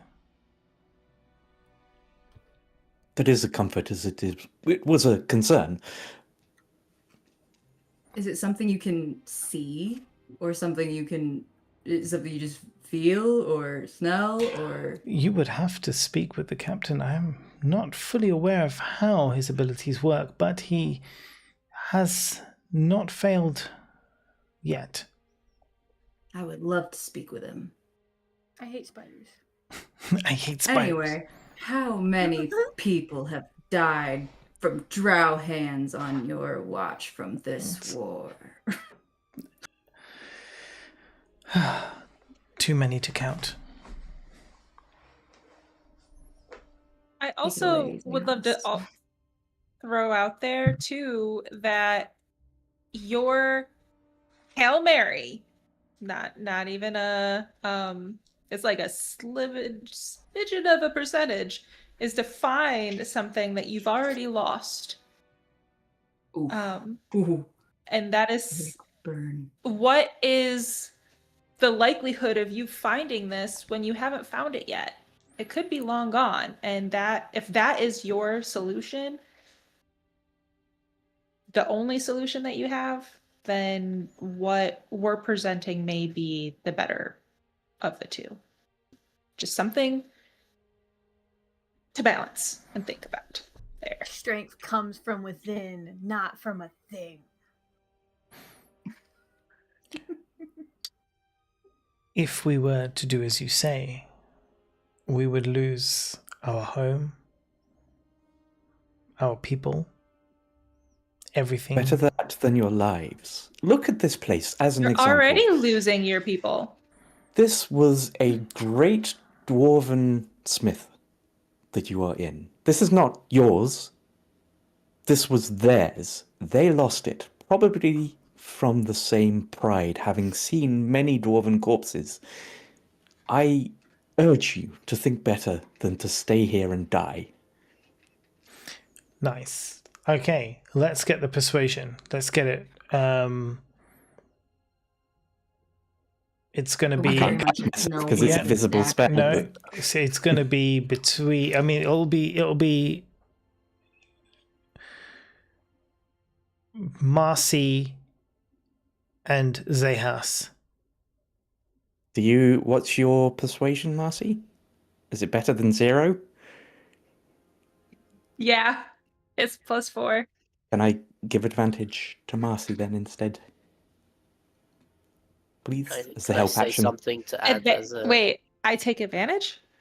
Yeah, so instead of me rolling, I give you the help action. So you can roll twice and take the better. Gotcha.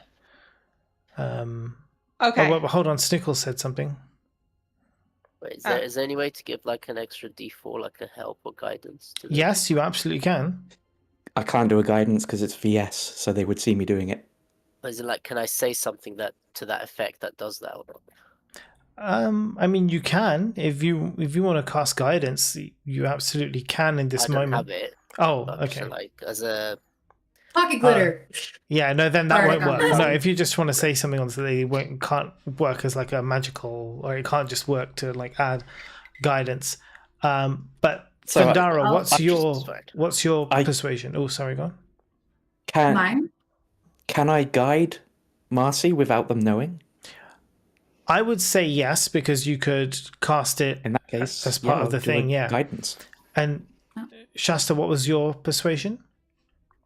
What's your modifier? From earlier? Just your modifier. Yeah. My persuasion is +2. Right. So up to you guys, but we can have you and Marcy roll, or Marcy roll with advantage with the +4 and the guidance from Zehas. I think that's probably the best bet. Okay. Go for it, Marcy. So I have the guidance gives me a +4. It gives you a D4. Whatever my top is. Yes. To whatever, yeah. So roll both D20s, get the best result, and then roll a D4 on top of that. Cool. These are new dice. She's been dying to roll these dice. Nat 20. 20. I got natural 20.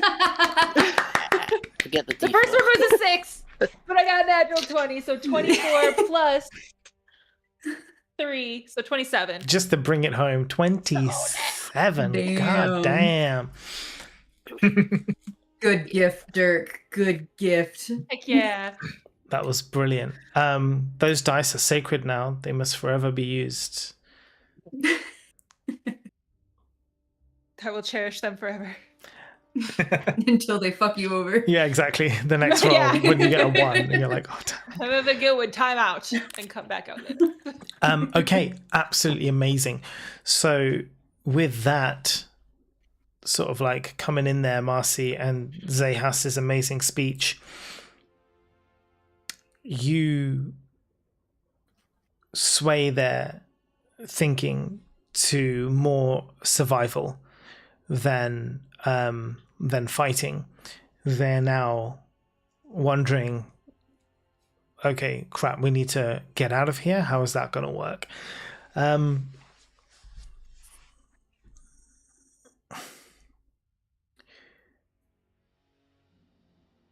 did you say, Shasta? Yeah. Skullport? Is that where you want to go? Is that where you're telling them to go?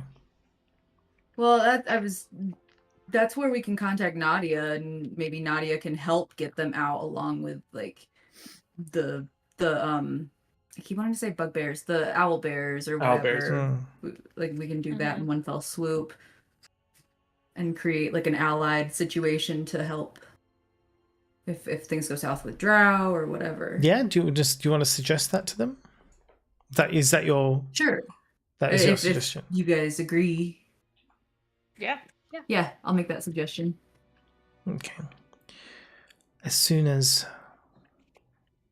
with the Drow here,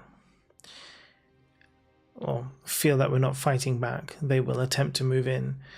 Where should we go? We will have to find some escape route. So she's now thinking. I stare at Thundara. I thought I say what I literally just... Every time you yell, it cuts out. I say what No, yeah, you said that's okay. That's what she's thinking. Skullport. Oh. Skullport isn't safe for us. Alternatively, there is a water source that's leading through here, which means there is a way out via that water source if you don't mind living on the surface, or at least traveling on the surface for a bit. Yes. And this Why was isn't the Skullport safe? Because of Drow? No. Getting Many there of our isn't safe? traitorous kin have joined the Xanathar Guild in Skullport. If we were to go there, they would either imprison us or kill us on sight. And then they would be straight back here, and they would die themselves. Got it. But the river is a possible solution. So you see now she's like thinking things in her head, like how is she going to work this out? But that's not your problem. I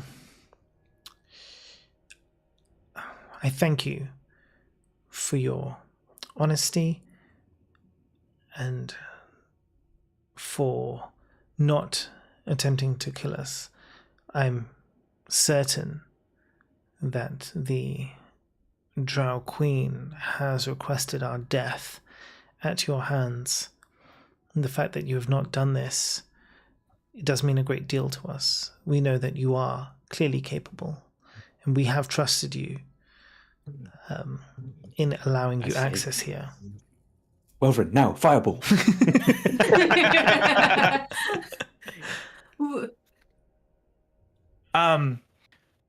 I'm going to message to Zehas to see if he can offer them any suggestions on the surface where we could, if we come across the dagger, return it to them after we get to the end here. The dagger that you spoke of, should we find it and you manage to escape, I would very much think it would be good to get it to you, regardless of whether you're using it to fight the Drow. Again, I suggest you don't do that, but if you do escape to the surface, it is yours, rightfully, and it sounds like it is great help to your partner. Partner? Have we caught that? Partner, husband. Yeah, she said. Husband. Her father-husband. Father-husband. That's not... Married my dad. Yeah. That's, thankfully, we're not in the Deep South. Not yet. Deep south of the... Yeah, it's a few more levels to go before we get there. The dagger, the last we heard, was rumored to have been taken to Skullport. From there, we don't know. But if you can leave word, she's thinking now, if you can leave word at the Yawning Portal, should you come across the dagger, we will contact you there. Before you go, I want... No, you're to the ones talk going. No, before they leave, like before we get them out. Right. I want to talk to, or before we go and leave, before we part ways, I want to talk to the spider guy. Yeah. You'll find Where can I him. find him? You'll find him in the place where you first sort of entered our realm. He'll be on guard. Okay. Are you sure you can't make use of our services to help you escape? I, in particular, have good control and knowledge over water, so I could be of use if you need assistance. We have some boats and still some people loyal to my husband and myself. We will take whatever followers we can. Wanted to make sure you're not swimming and hoping for the best. We'll take what followers we can and make our way out. We never learned your name. And she's like, she smiles. It's like, oh, finally, you want to know me? You want to know who I am? We jumped into business first. Don't make that our fault. Yeah, I mean that's absolutely fair. My name is Lakana, and I am the warlord's captain, and wife.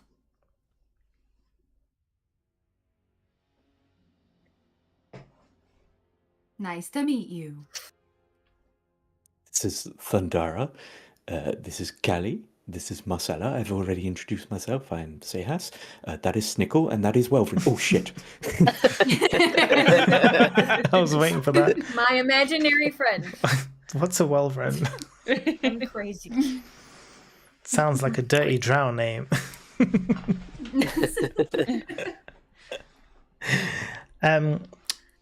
Yeah.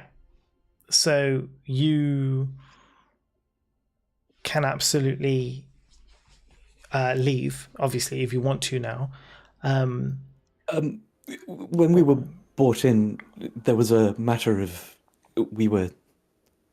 couldn't see anything. Are we able to travel freely now? And our goal is to aim for Skullport. So if we could get directions, I suppose at this extremely point, helpful, please. It makes no difference because all these lands are going to belong to the drow, so you might as well see everything that you desire. But there is passage to Skullport from here, which would be a lot easier than having to go back either by water or, well, yes, back through the drow realm. Yes, ideally we don't want to see them again. Understandable. Okay. You can message. Yeah. I'm going to message J House and remind him that I need to go back. So. Oh, I know you do. By yourself. I ain't going back there. Oh, that's good. So there are ways to get there. I can send a guide with you, one loyal to us, who will lead you to Skullport from here, should you wish. Although if you wish to speak to the captain, who you met earlier, to ask him about the spiders, you would have to travel there first. But again, I can send our guide with you. To the captain, then. Cool. To the captain. Thank you for being so reasonable. Yeah, I mean, they're not happy, but, I guess at the same time, they're coming to terms with the loss of the place where they've lived for, a couple of hundreds of years. So a little bit sad, but at the same time, happy that they haven't been assassinated. And, I guess they wouldn't. Yeah, just by this, they really have no choice, do they? So Sometimes you gotta know when to retire. it is a fair point. Oh, I didn't say that to them. Jesus Christ. Well, if you say it, it can be included. So anything you say can and will be used against you. Yeah, exactly. CG literally said, "Hi, Welvrin." Yeah, I know, Oh, and I was like, "Who's Welvrin?" No, you're all right. Whatever. It's because that wasn't a bad thing, so I let you have it. You see. Do If it was gonna screw you up. really need to go back to the drow? Because now I'm thinking in my head, how are we going to... What? I was just saying, I don't remember why Welvern has to. Well, he's got to go back and tell him the job's done. Also, that poison letter. might be Are there we going doing. to do that though? Huh? Like in my mind, I'm wondering, can we have something of theirs, like maybe a mask that belongs to him to show that we were successful? They don't know. Even if Well, we weren't. I messaged Marcella. Well, she's not saying that, so I don't know that she's thinking that. Never mind. Yeah.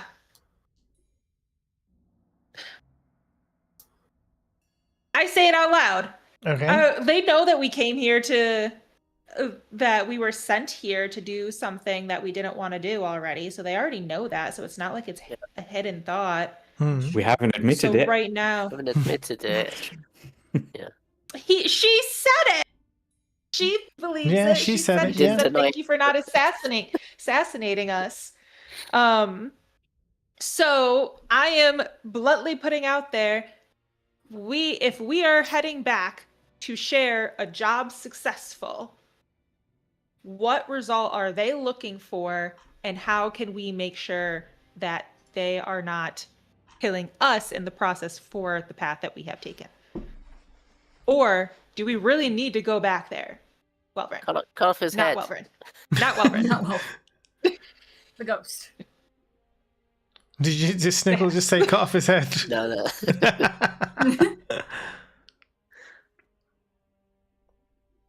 But I assume Marcy's not saying that out loud, right? No, I'm saying it out loud. She's saying Oh, you're saying it out loud. I assume she was Okay. saying it to Zehas, because Zehas has been the ringleader of this entire conversation. I mean, like, I'm not saying it to them, but I'm just like talking. Like, if they hear, then they hear. But Can we borrow your like, eyeball? I don't know. What are the odds that the Spider Queen lady, would try and track you down if you did leave? Yeah, doesn't she just care that they're gone? I'll message Zehas. As far as I'm aware, she just wants him gone. Okay. I'm wondering if we should risk ourselves by going back there and saying that you're gone and take something as I don't proof. feel like we should. I say we literally just send the one person who can go back safely. Yes, my preference is what Thundara just whispered under her breath, that we don't go back to see them. They are awful. And they have a fire thing who almost killed me. Okay. I want to stress again, that really hurt. Like, a lot. All right, that sounds great. Let's not go back. if possible. Okay, moving on. I just didn't want to walk away To the without captain! the option of getting something. Well, I mean, you haven't. But Have you got guys talking amongst yourselves, or have you asked them outright? if we're not wanting to go back, or if we're not wanting proof, wink, wink. If someone wants something, they should message, maybe. And I'll message Marcella I don't and say know, I how are have they to go wanting- back. I don't have a choice. So, do you want something? An item, Like, what is your perhaps, to plan to prove. do that? That's what I'm trying to get out there right now, is like, how are you planning to show that this was a successful job? Should we ask them for something to show that it was a successful job? A letter, a note, a little like, see you later This is from like them. a note from the parents. Yeah, I don't think a note's gonna work. I think that it's probably a head or nothing. Like, I don't think this is like the drow So we're are just taking- exorbitantly violent. So you're taking a chance of just showing up and saying the job is done without a head. and Saying then- that they're hearing all this, by the hope way, and right? Because hoping. you're talking. They're No, hearing all no, of they this. can't. They're there messaging. Oh, right, they're in message. No, Okay, now, yeah. now Sense. he just messaged me. Yeah. Yeah. So whilst Okay. I'll kind of cotton on Marcella's kind of concentrating, and I'll be like, before we go, would you like to hear? Thundara and I are very apt with panpipes. I Do you want to hear our band? We've been working on a few songs. I don't think this is the time and place. Okay, well, maybe Okay, you your could loves. describe your Alright. son to us so that we know Oh, what to look out for. We are going down to the next level. Oh, the As- dagger. Describe what the dagger looks like. yeah. And So- whereabouts it is. And I'm just filling It went to Marcella Skullport. and Oh, yeah, and okay. It went to Wolverine can- At Skullport. Skullport, they said. Yes, the last we heard, the dagger had been taken to Skullport by a band of thieves. Now, what was their name? And at this point now, after a long time of like not talking, Asrock kind of like he speaks up and he's very bitter, and he says, "Clan Iron Eye, the bastards." The bastards is part of their name, or is that just... I believe my husband is quite upset. You see, they used to be friends of his, and they stole the dagger. And she kind of puts her hand on his shoulder to kind of like relax him. Clan Iron Eye, we believe they are hiding in Skullport, trying to find a way either out or down from this level. But as we can't go there ourselves, we're somewhat stuck. If you do find it, it would be much appreciated. And delicate question, but do you have any qualms with us killing your son, should we have to? Or give him a message. I think you'll find if you do run into him, he would probably try to kill you first. We don't know where he is, but the rumor That's is great. he And is. we have a reason. Yeah, the rumor What's is his he is name? somewhere further below, but we don't know where. He was named after his father, as is the hobgoblin custom, Azok Cog. However, once banished, he returned under a new name. He calls himself the Doom Crown. That's a lame name. It's that age, is he? Bit edgy. Taser face. Exactly. So that whole vamping was so that Welverin and Marcella can... Can talk. Yeah. Yeah, I mean, I think we talked. Yeah, what did you come up with? It seemed like you're sharing that you're planning on going back there. Nothing really in hand until, and just saying that the job is done in hopes that they accept that without proof. All right. That's the plan. I mean, because Alrighty. they didn't specifically say murder all of them, bring us their head. They said we want them gone, take care of it, right? Yeah. Do you think it'll take you guys to evacuate?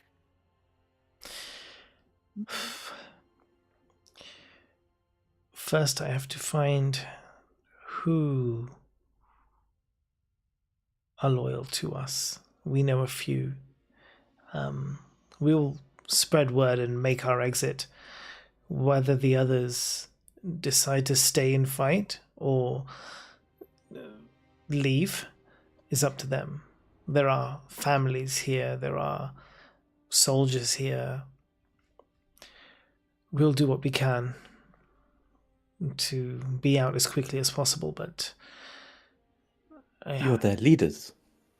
Yes. If you tell them leave, surely they must leave. If we tell them leave, they will suspect that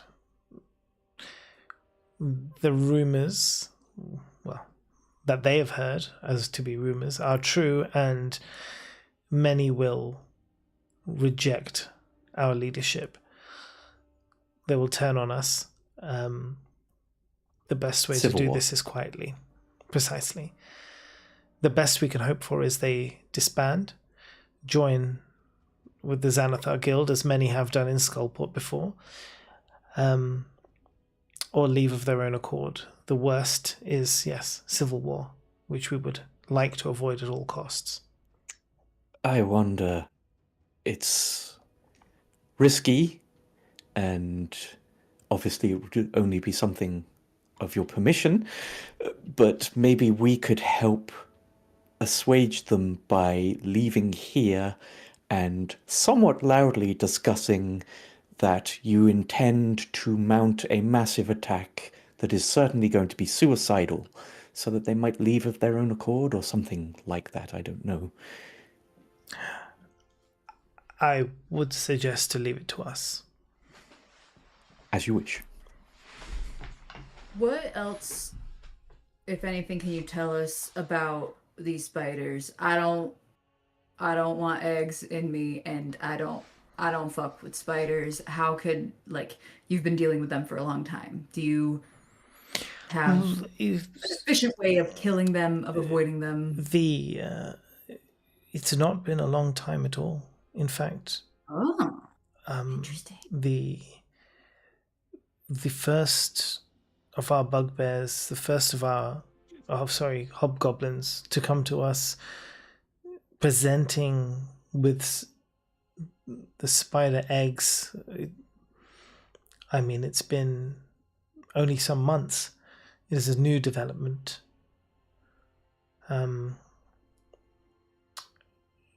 I can't say we've had much experience, only when we have been able to detect them. The only answer is a swift death. We have seen what happens if we don't. We have seen the spiders break through violently from the bodies of those infected, resulting in instant death of the host, and the spiders nesting quite quickly, if not eradicated. It happened once. It took us some time to find each one, and the others fled. Now we kill the host instantly. Thank you. So we should probably see the commander to establish how we can detect it ourselves. Yes, he may be able to help. What does your dagger look like? Yes. So she, I guess, gets a little scroll and draws on it the kind of look of the dagger. It's not like your standard dagger. It's curved and has a kind of serrated edge on the very end. And there's a distinct pattern. I'll see if I can get a picture for you next time. It has a distinct pattern on the blade. So it's not like your standard dagger. And it has a sheath that the dagger is in. It's also curved. And again, it's very, very clear. There is on the sheath written in Goblin. There are Goblin runes in the language. So you would be able to identify it over other daggers if you saw it. Copy that. To the captain! To the captain! Okay. So I agree. So you open the door to leave. Lakana calls one of the guards from outside the door and beckons him to enter. And she ushers you to leave as she speaks to the guard. And then a few moments later, you see he comes taking off his helmet and putting away his sword. It's relatively youngish hobgoblin, The captain or the guide? The guide, right? Who's the guard who's come to you now to lead you across.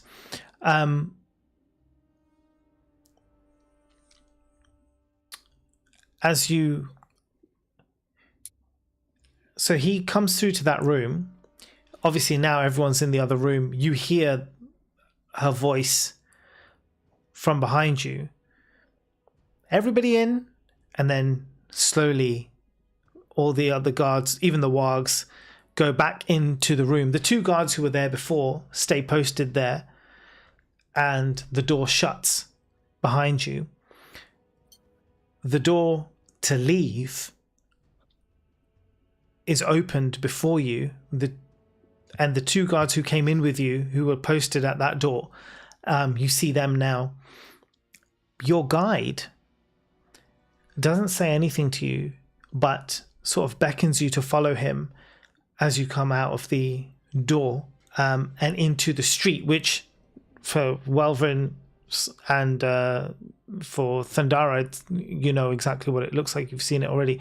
But for the others, you're now seeing this place for the first time, because before you were blindfolded. So now you see the vast city in all its glory. And you see that it is, there's not many people, but it is very well kept and well lit, unlike the Drow counterpart of this city. It looks the same in architecture, but this has been far more well maintained. The buildings are maintained. They've been repaired. There's lighting. Everything looks nicer. The floors are swept. It's clean, and whereas the other one was very dark and dingy with spider webs everywhere and all the rest of it. So, man, fuck the Drow. I say, my dolphin echolocation must work better underwater. That must be why it didn't work. So the guard turns to look at you guys and is like, just follow me down here, guys. I'm just going to take you back the way you came, but just head down this road. And once you are a little bit outside of earshot of the guards posted at the front door, he quietly whispers to you all, thank you so much for everything that you've done for our Lord. The Kana lady told me what's happened, and you can trust. I've been with the family for since I was a kid, more of a kid than I am now, but I'll stick with them no matter what, and I'll make sure that they're kept safe. But right now my job is to make sure that you guys are kept safe.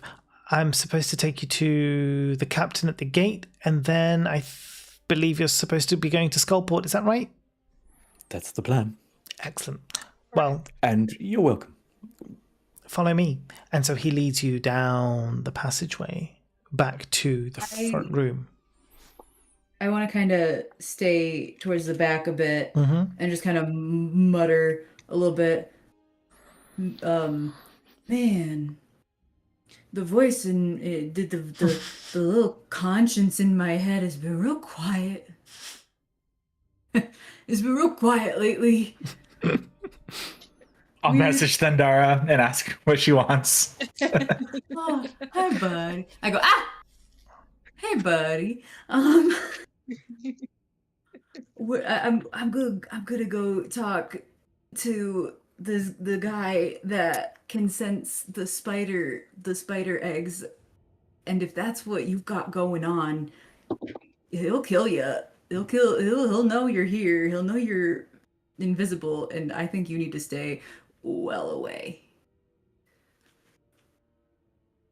He didn't notice me before, so I don't know how accurate that is, but I will keep my distance.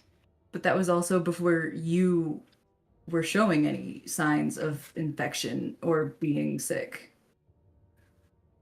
No. All right, don't be Wait, stupid. Love you. Bye. Okay. So He just said she loves you to Welvrin, and none of us heard it. yeah. Awful. Aww. So as you head back down, now on that map that you see where it says a giant bee, that is where you first came in, and you now recognize it's the captain who you first met when you entered, and he recognizes you. He's obviously he knows that you were allowed to go and see the Lord and Lady. As you come back in, he looks a little bit surprised. Before, I guess confused. Before the guide goes, He's not going. He's staying with you. Okay, right. He's not going. Cool. He's staying with you. Cool. Before he goes, I want to say something to him. Well, he's going to lead you back up to Skullport, so he's not going anywhere. Is he coming all the way to Skullport? Not all the way, but he'll get you to where you need to go, where it's then obvious. Yeah. Okay. At that point, yeah, I'll grab him. Okay. So as you come in, he kind of looks at you a little bit confused and a smile on his face, and he's like, welcome back. I see you made it alive, did you? You kind of didn't try to rip out your guts, kind of looks across all of you. You must have made quite an impression. She turned out to be That's these. Well, they both turned out to be very reasonable hobgoblins. That's our Lord and Lady for you. Very reasonable. So, you heading back? He points at the exit the way you came in. Before we head out, we want to know more about your spidey senses. They shared your magic in being able to tell when someone's sick, and we want to just learn for our safety in the future around this part. Yep. Right. Kind of, sometimes. He kind of looks around the room. He looks at all of you. Now, who told you about that? Your lady. Your Lord and Lady. And your name is Peter. Basically, we are terrified of that happening to any of us, and we want to know what to look for should it happen. Right. Well, clear telltale signs of being infected we have seen are, well, I guess to start with, you will look quite tired, unrested, running a high fever, pains across your body. After that, sickness, and protrusions. Like puking? Puking. Yeah. Puking. Protrusions from your body. Growths from inside. And how many days does this process take? Or hours? Or weeks? No, what are we days. talking? Once the protrusions start to show, which is usually on day 2, by day 3, they will hatch and they will find a way out of your body. One way or another, they'll get out. No host has survived once the eggs have hatched. Delicate question. We were told that the only recourse of action you've taken so far is killing someone infected with the eggs. Has any surgical means been tried? As I'm sure none of us want to kill each other, ideally. Maybe. But in general. Not that we've, to be fair, not that we've dared to experiment. We can't run the risk you've no doubt seen, we're low on numbers as it is.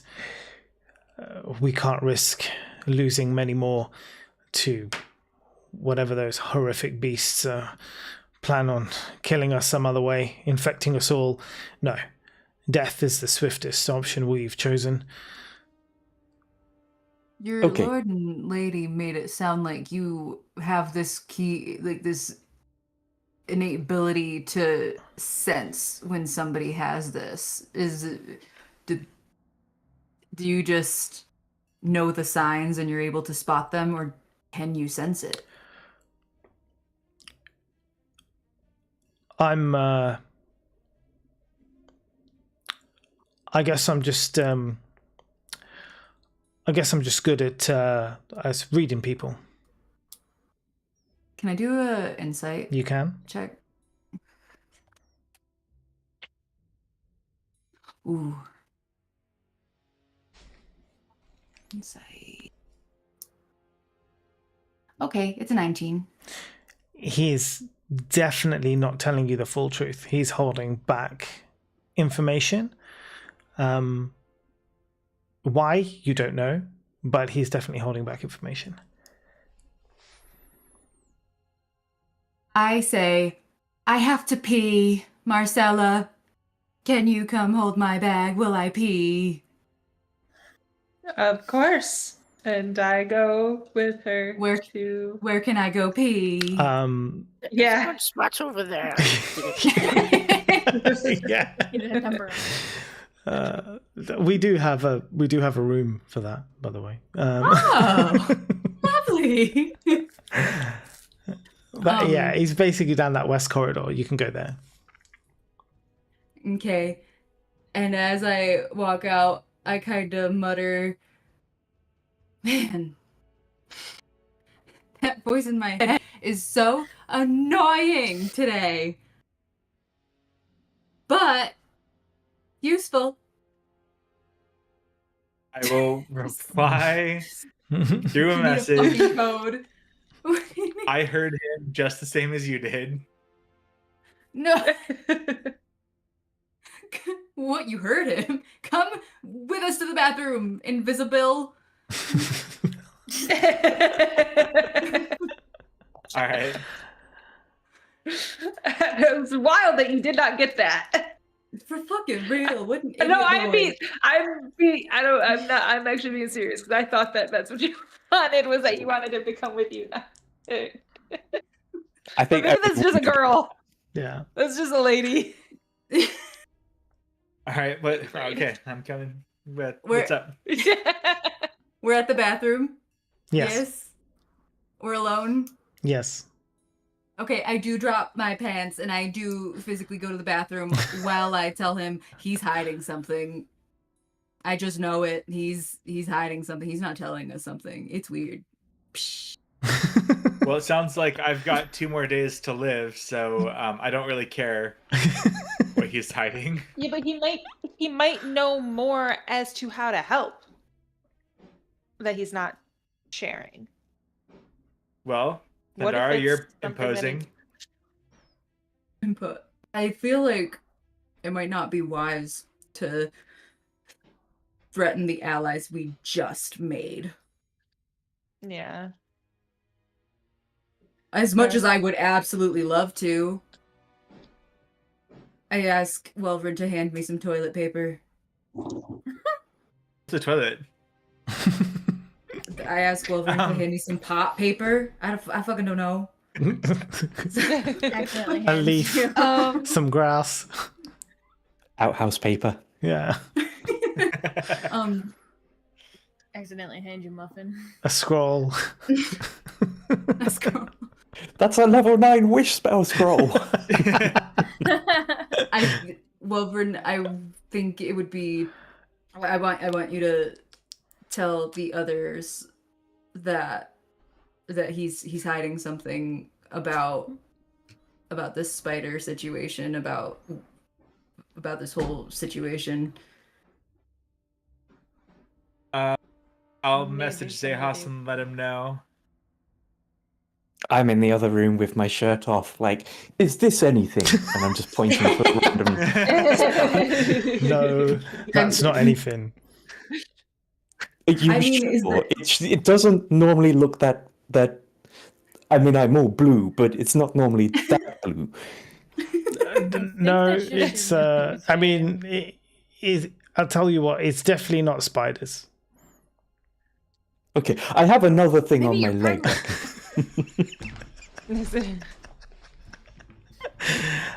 I mean, is there anything that we could? I don't know what to say to get him to. He's being fucking weird, guys. Intimidating. He's off.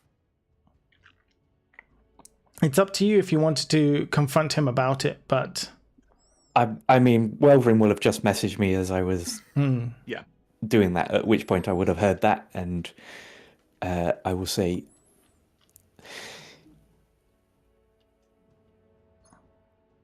what will I say? I will say, he doesn't know about the conversation we've just had at this point, does he? It's only the guide, because the guide was within earshot. Which conversation is that? With the leaders. Oh, yeah. Okay. I feel like I want to intimidate him. Yeah, why not, Callie? Because we just made allies and the guard Callie is doesn't right know there. anything, though. Oh, yeah, that's true. Callie's not even in the bathroom or...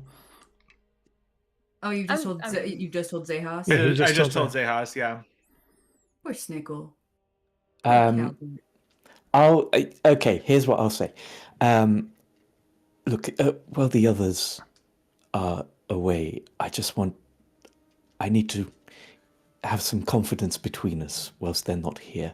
I'm essentially this group's healer, and I really feel like sometimes I don't do a good job at that, and they get hurt, and they have no confidence in me, and I really want to be the best I can be for them.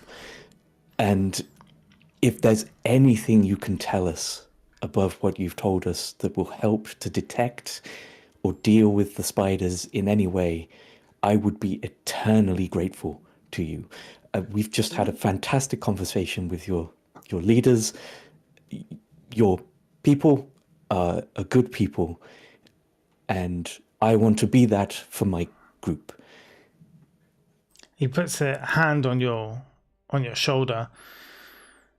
You're an honourable man, and I'll be honest with you, if I knew anything more about this spider issue, I would most definitely tell you how to resolve it. Unfortunately, I don't know any other way to get rid of them other than kill the host. I need to see this man's naked body.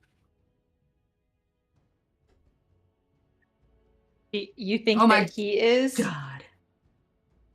He's fucking something. He found a way to prolong it or something. He put his hand on my shoulder, right? Yeah. Definitely. You think he is a spider host? Definitely a hobgoblin. Maybe. Okay. I wondered if he was a drow in disguise. No. Definitely a hobgoblin. But is he a dirty goblin? Is he a little fucking snake? Who knows? I think he's a little fucking snake, and I wrote it down at the top of my notes from the beginning of this. He's a fucking snake. Oh, you think he's like a saboteur or something? Yeah, I do. Well, what's good is you can keep that in mind and remember it for next time, because we are well over time already.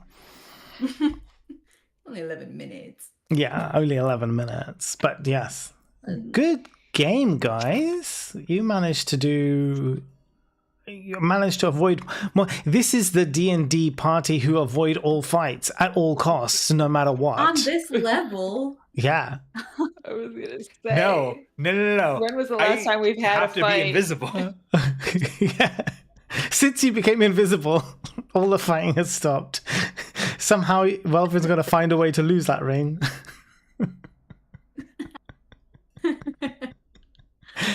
Oh dear. Yeah. Snickle would have been in the bathroom with us. He's always on my shoulder. Yes. Yeah. And he would have handed me the chamber pot paper like a gentleman. Yes, and like a gentleman, he would have probably like leaves. Jumped off of your shoulders. Aww, two-ply leaves. But yes, Not very hydrated. I think, guys, are we back on next week? What is the plan? I think so. Yeah. I think I'm around. I'm around. I am also around. I hope I'm around. Yes, I should be. Yeah, the 11th. I think we need Callie for the surgery. High Dex. Or Marcella, I suppose. Monk. Yeah, Monk could High do Dex. I've got high decks. Oh yeah, Snickles also got high decks. You basically got a whole party of high decks people and no intelligence. What do you mean? High dexterity. Dex is +3. Yeah, you've got high dexterity, high charisma, low intelligence, high wisdom though. You do have a lot of wisdom in your party. Just not much strength. We got Thundara for strength, but other than that, you've got not much strength and no intelligence really. GG. Nice one, guys. Thank you so much. Thanks everybody for watching. We will be back next week. I will send the times and everything once the plans have been finalized, and then we can see where we go from here. Where does this lead? Is this guy crooked? I'm gonna get him naked. I'm fucking him. I'm finding it out. Wow. Okay. Seduction. Tune in for seduction. I like it. Seduction. That should be I the next support. one. Yeah. All right, everyone. Thanks so much for being here. Thank you. We'll see you next time. Bye. Bye.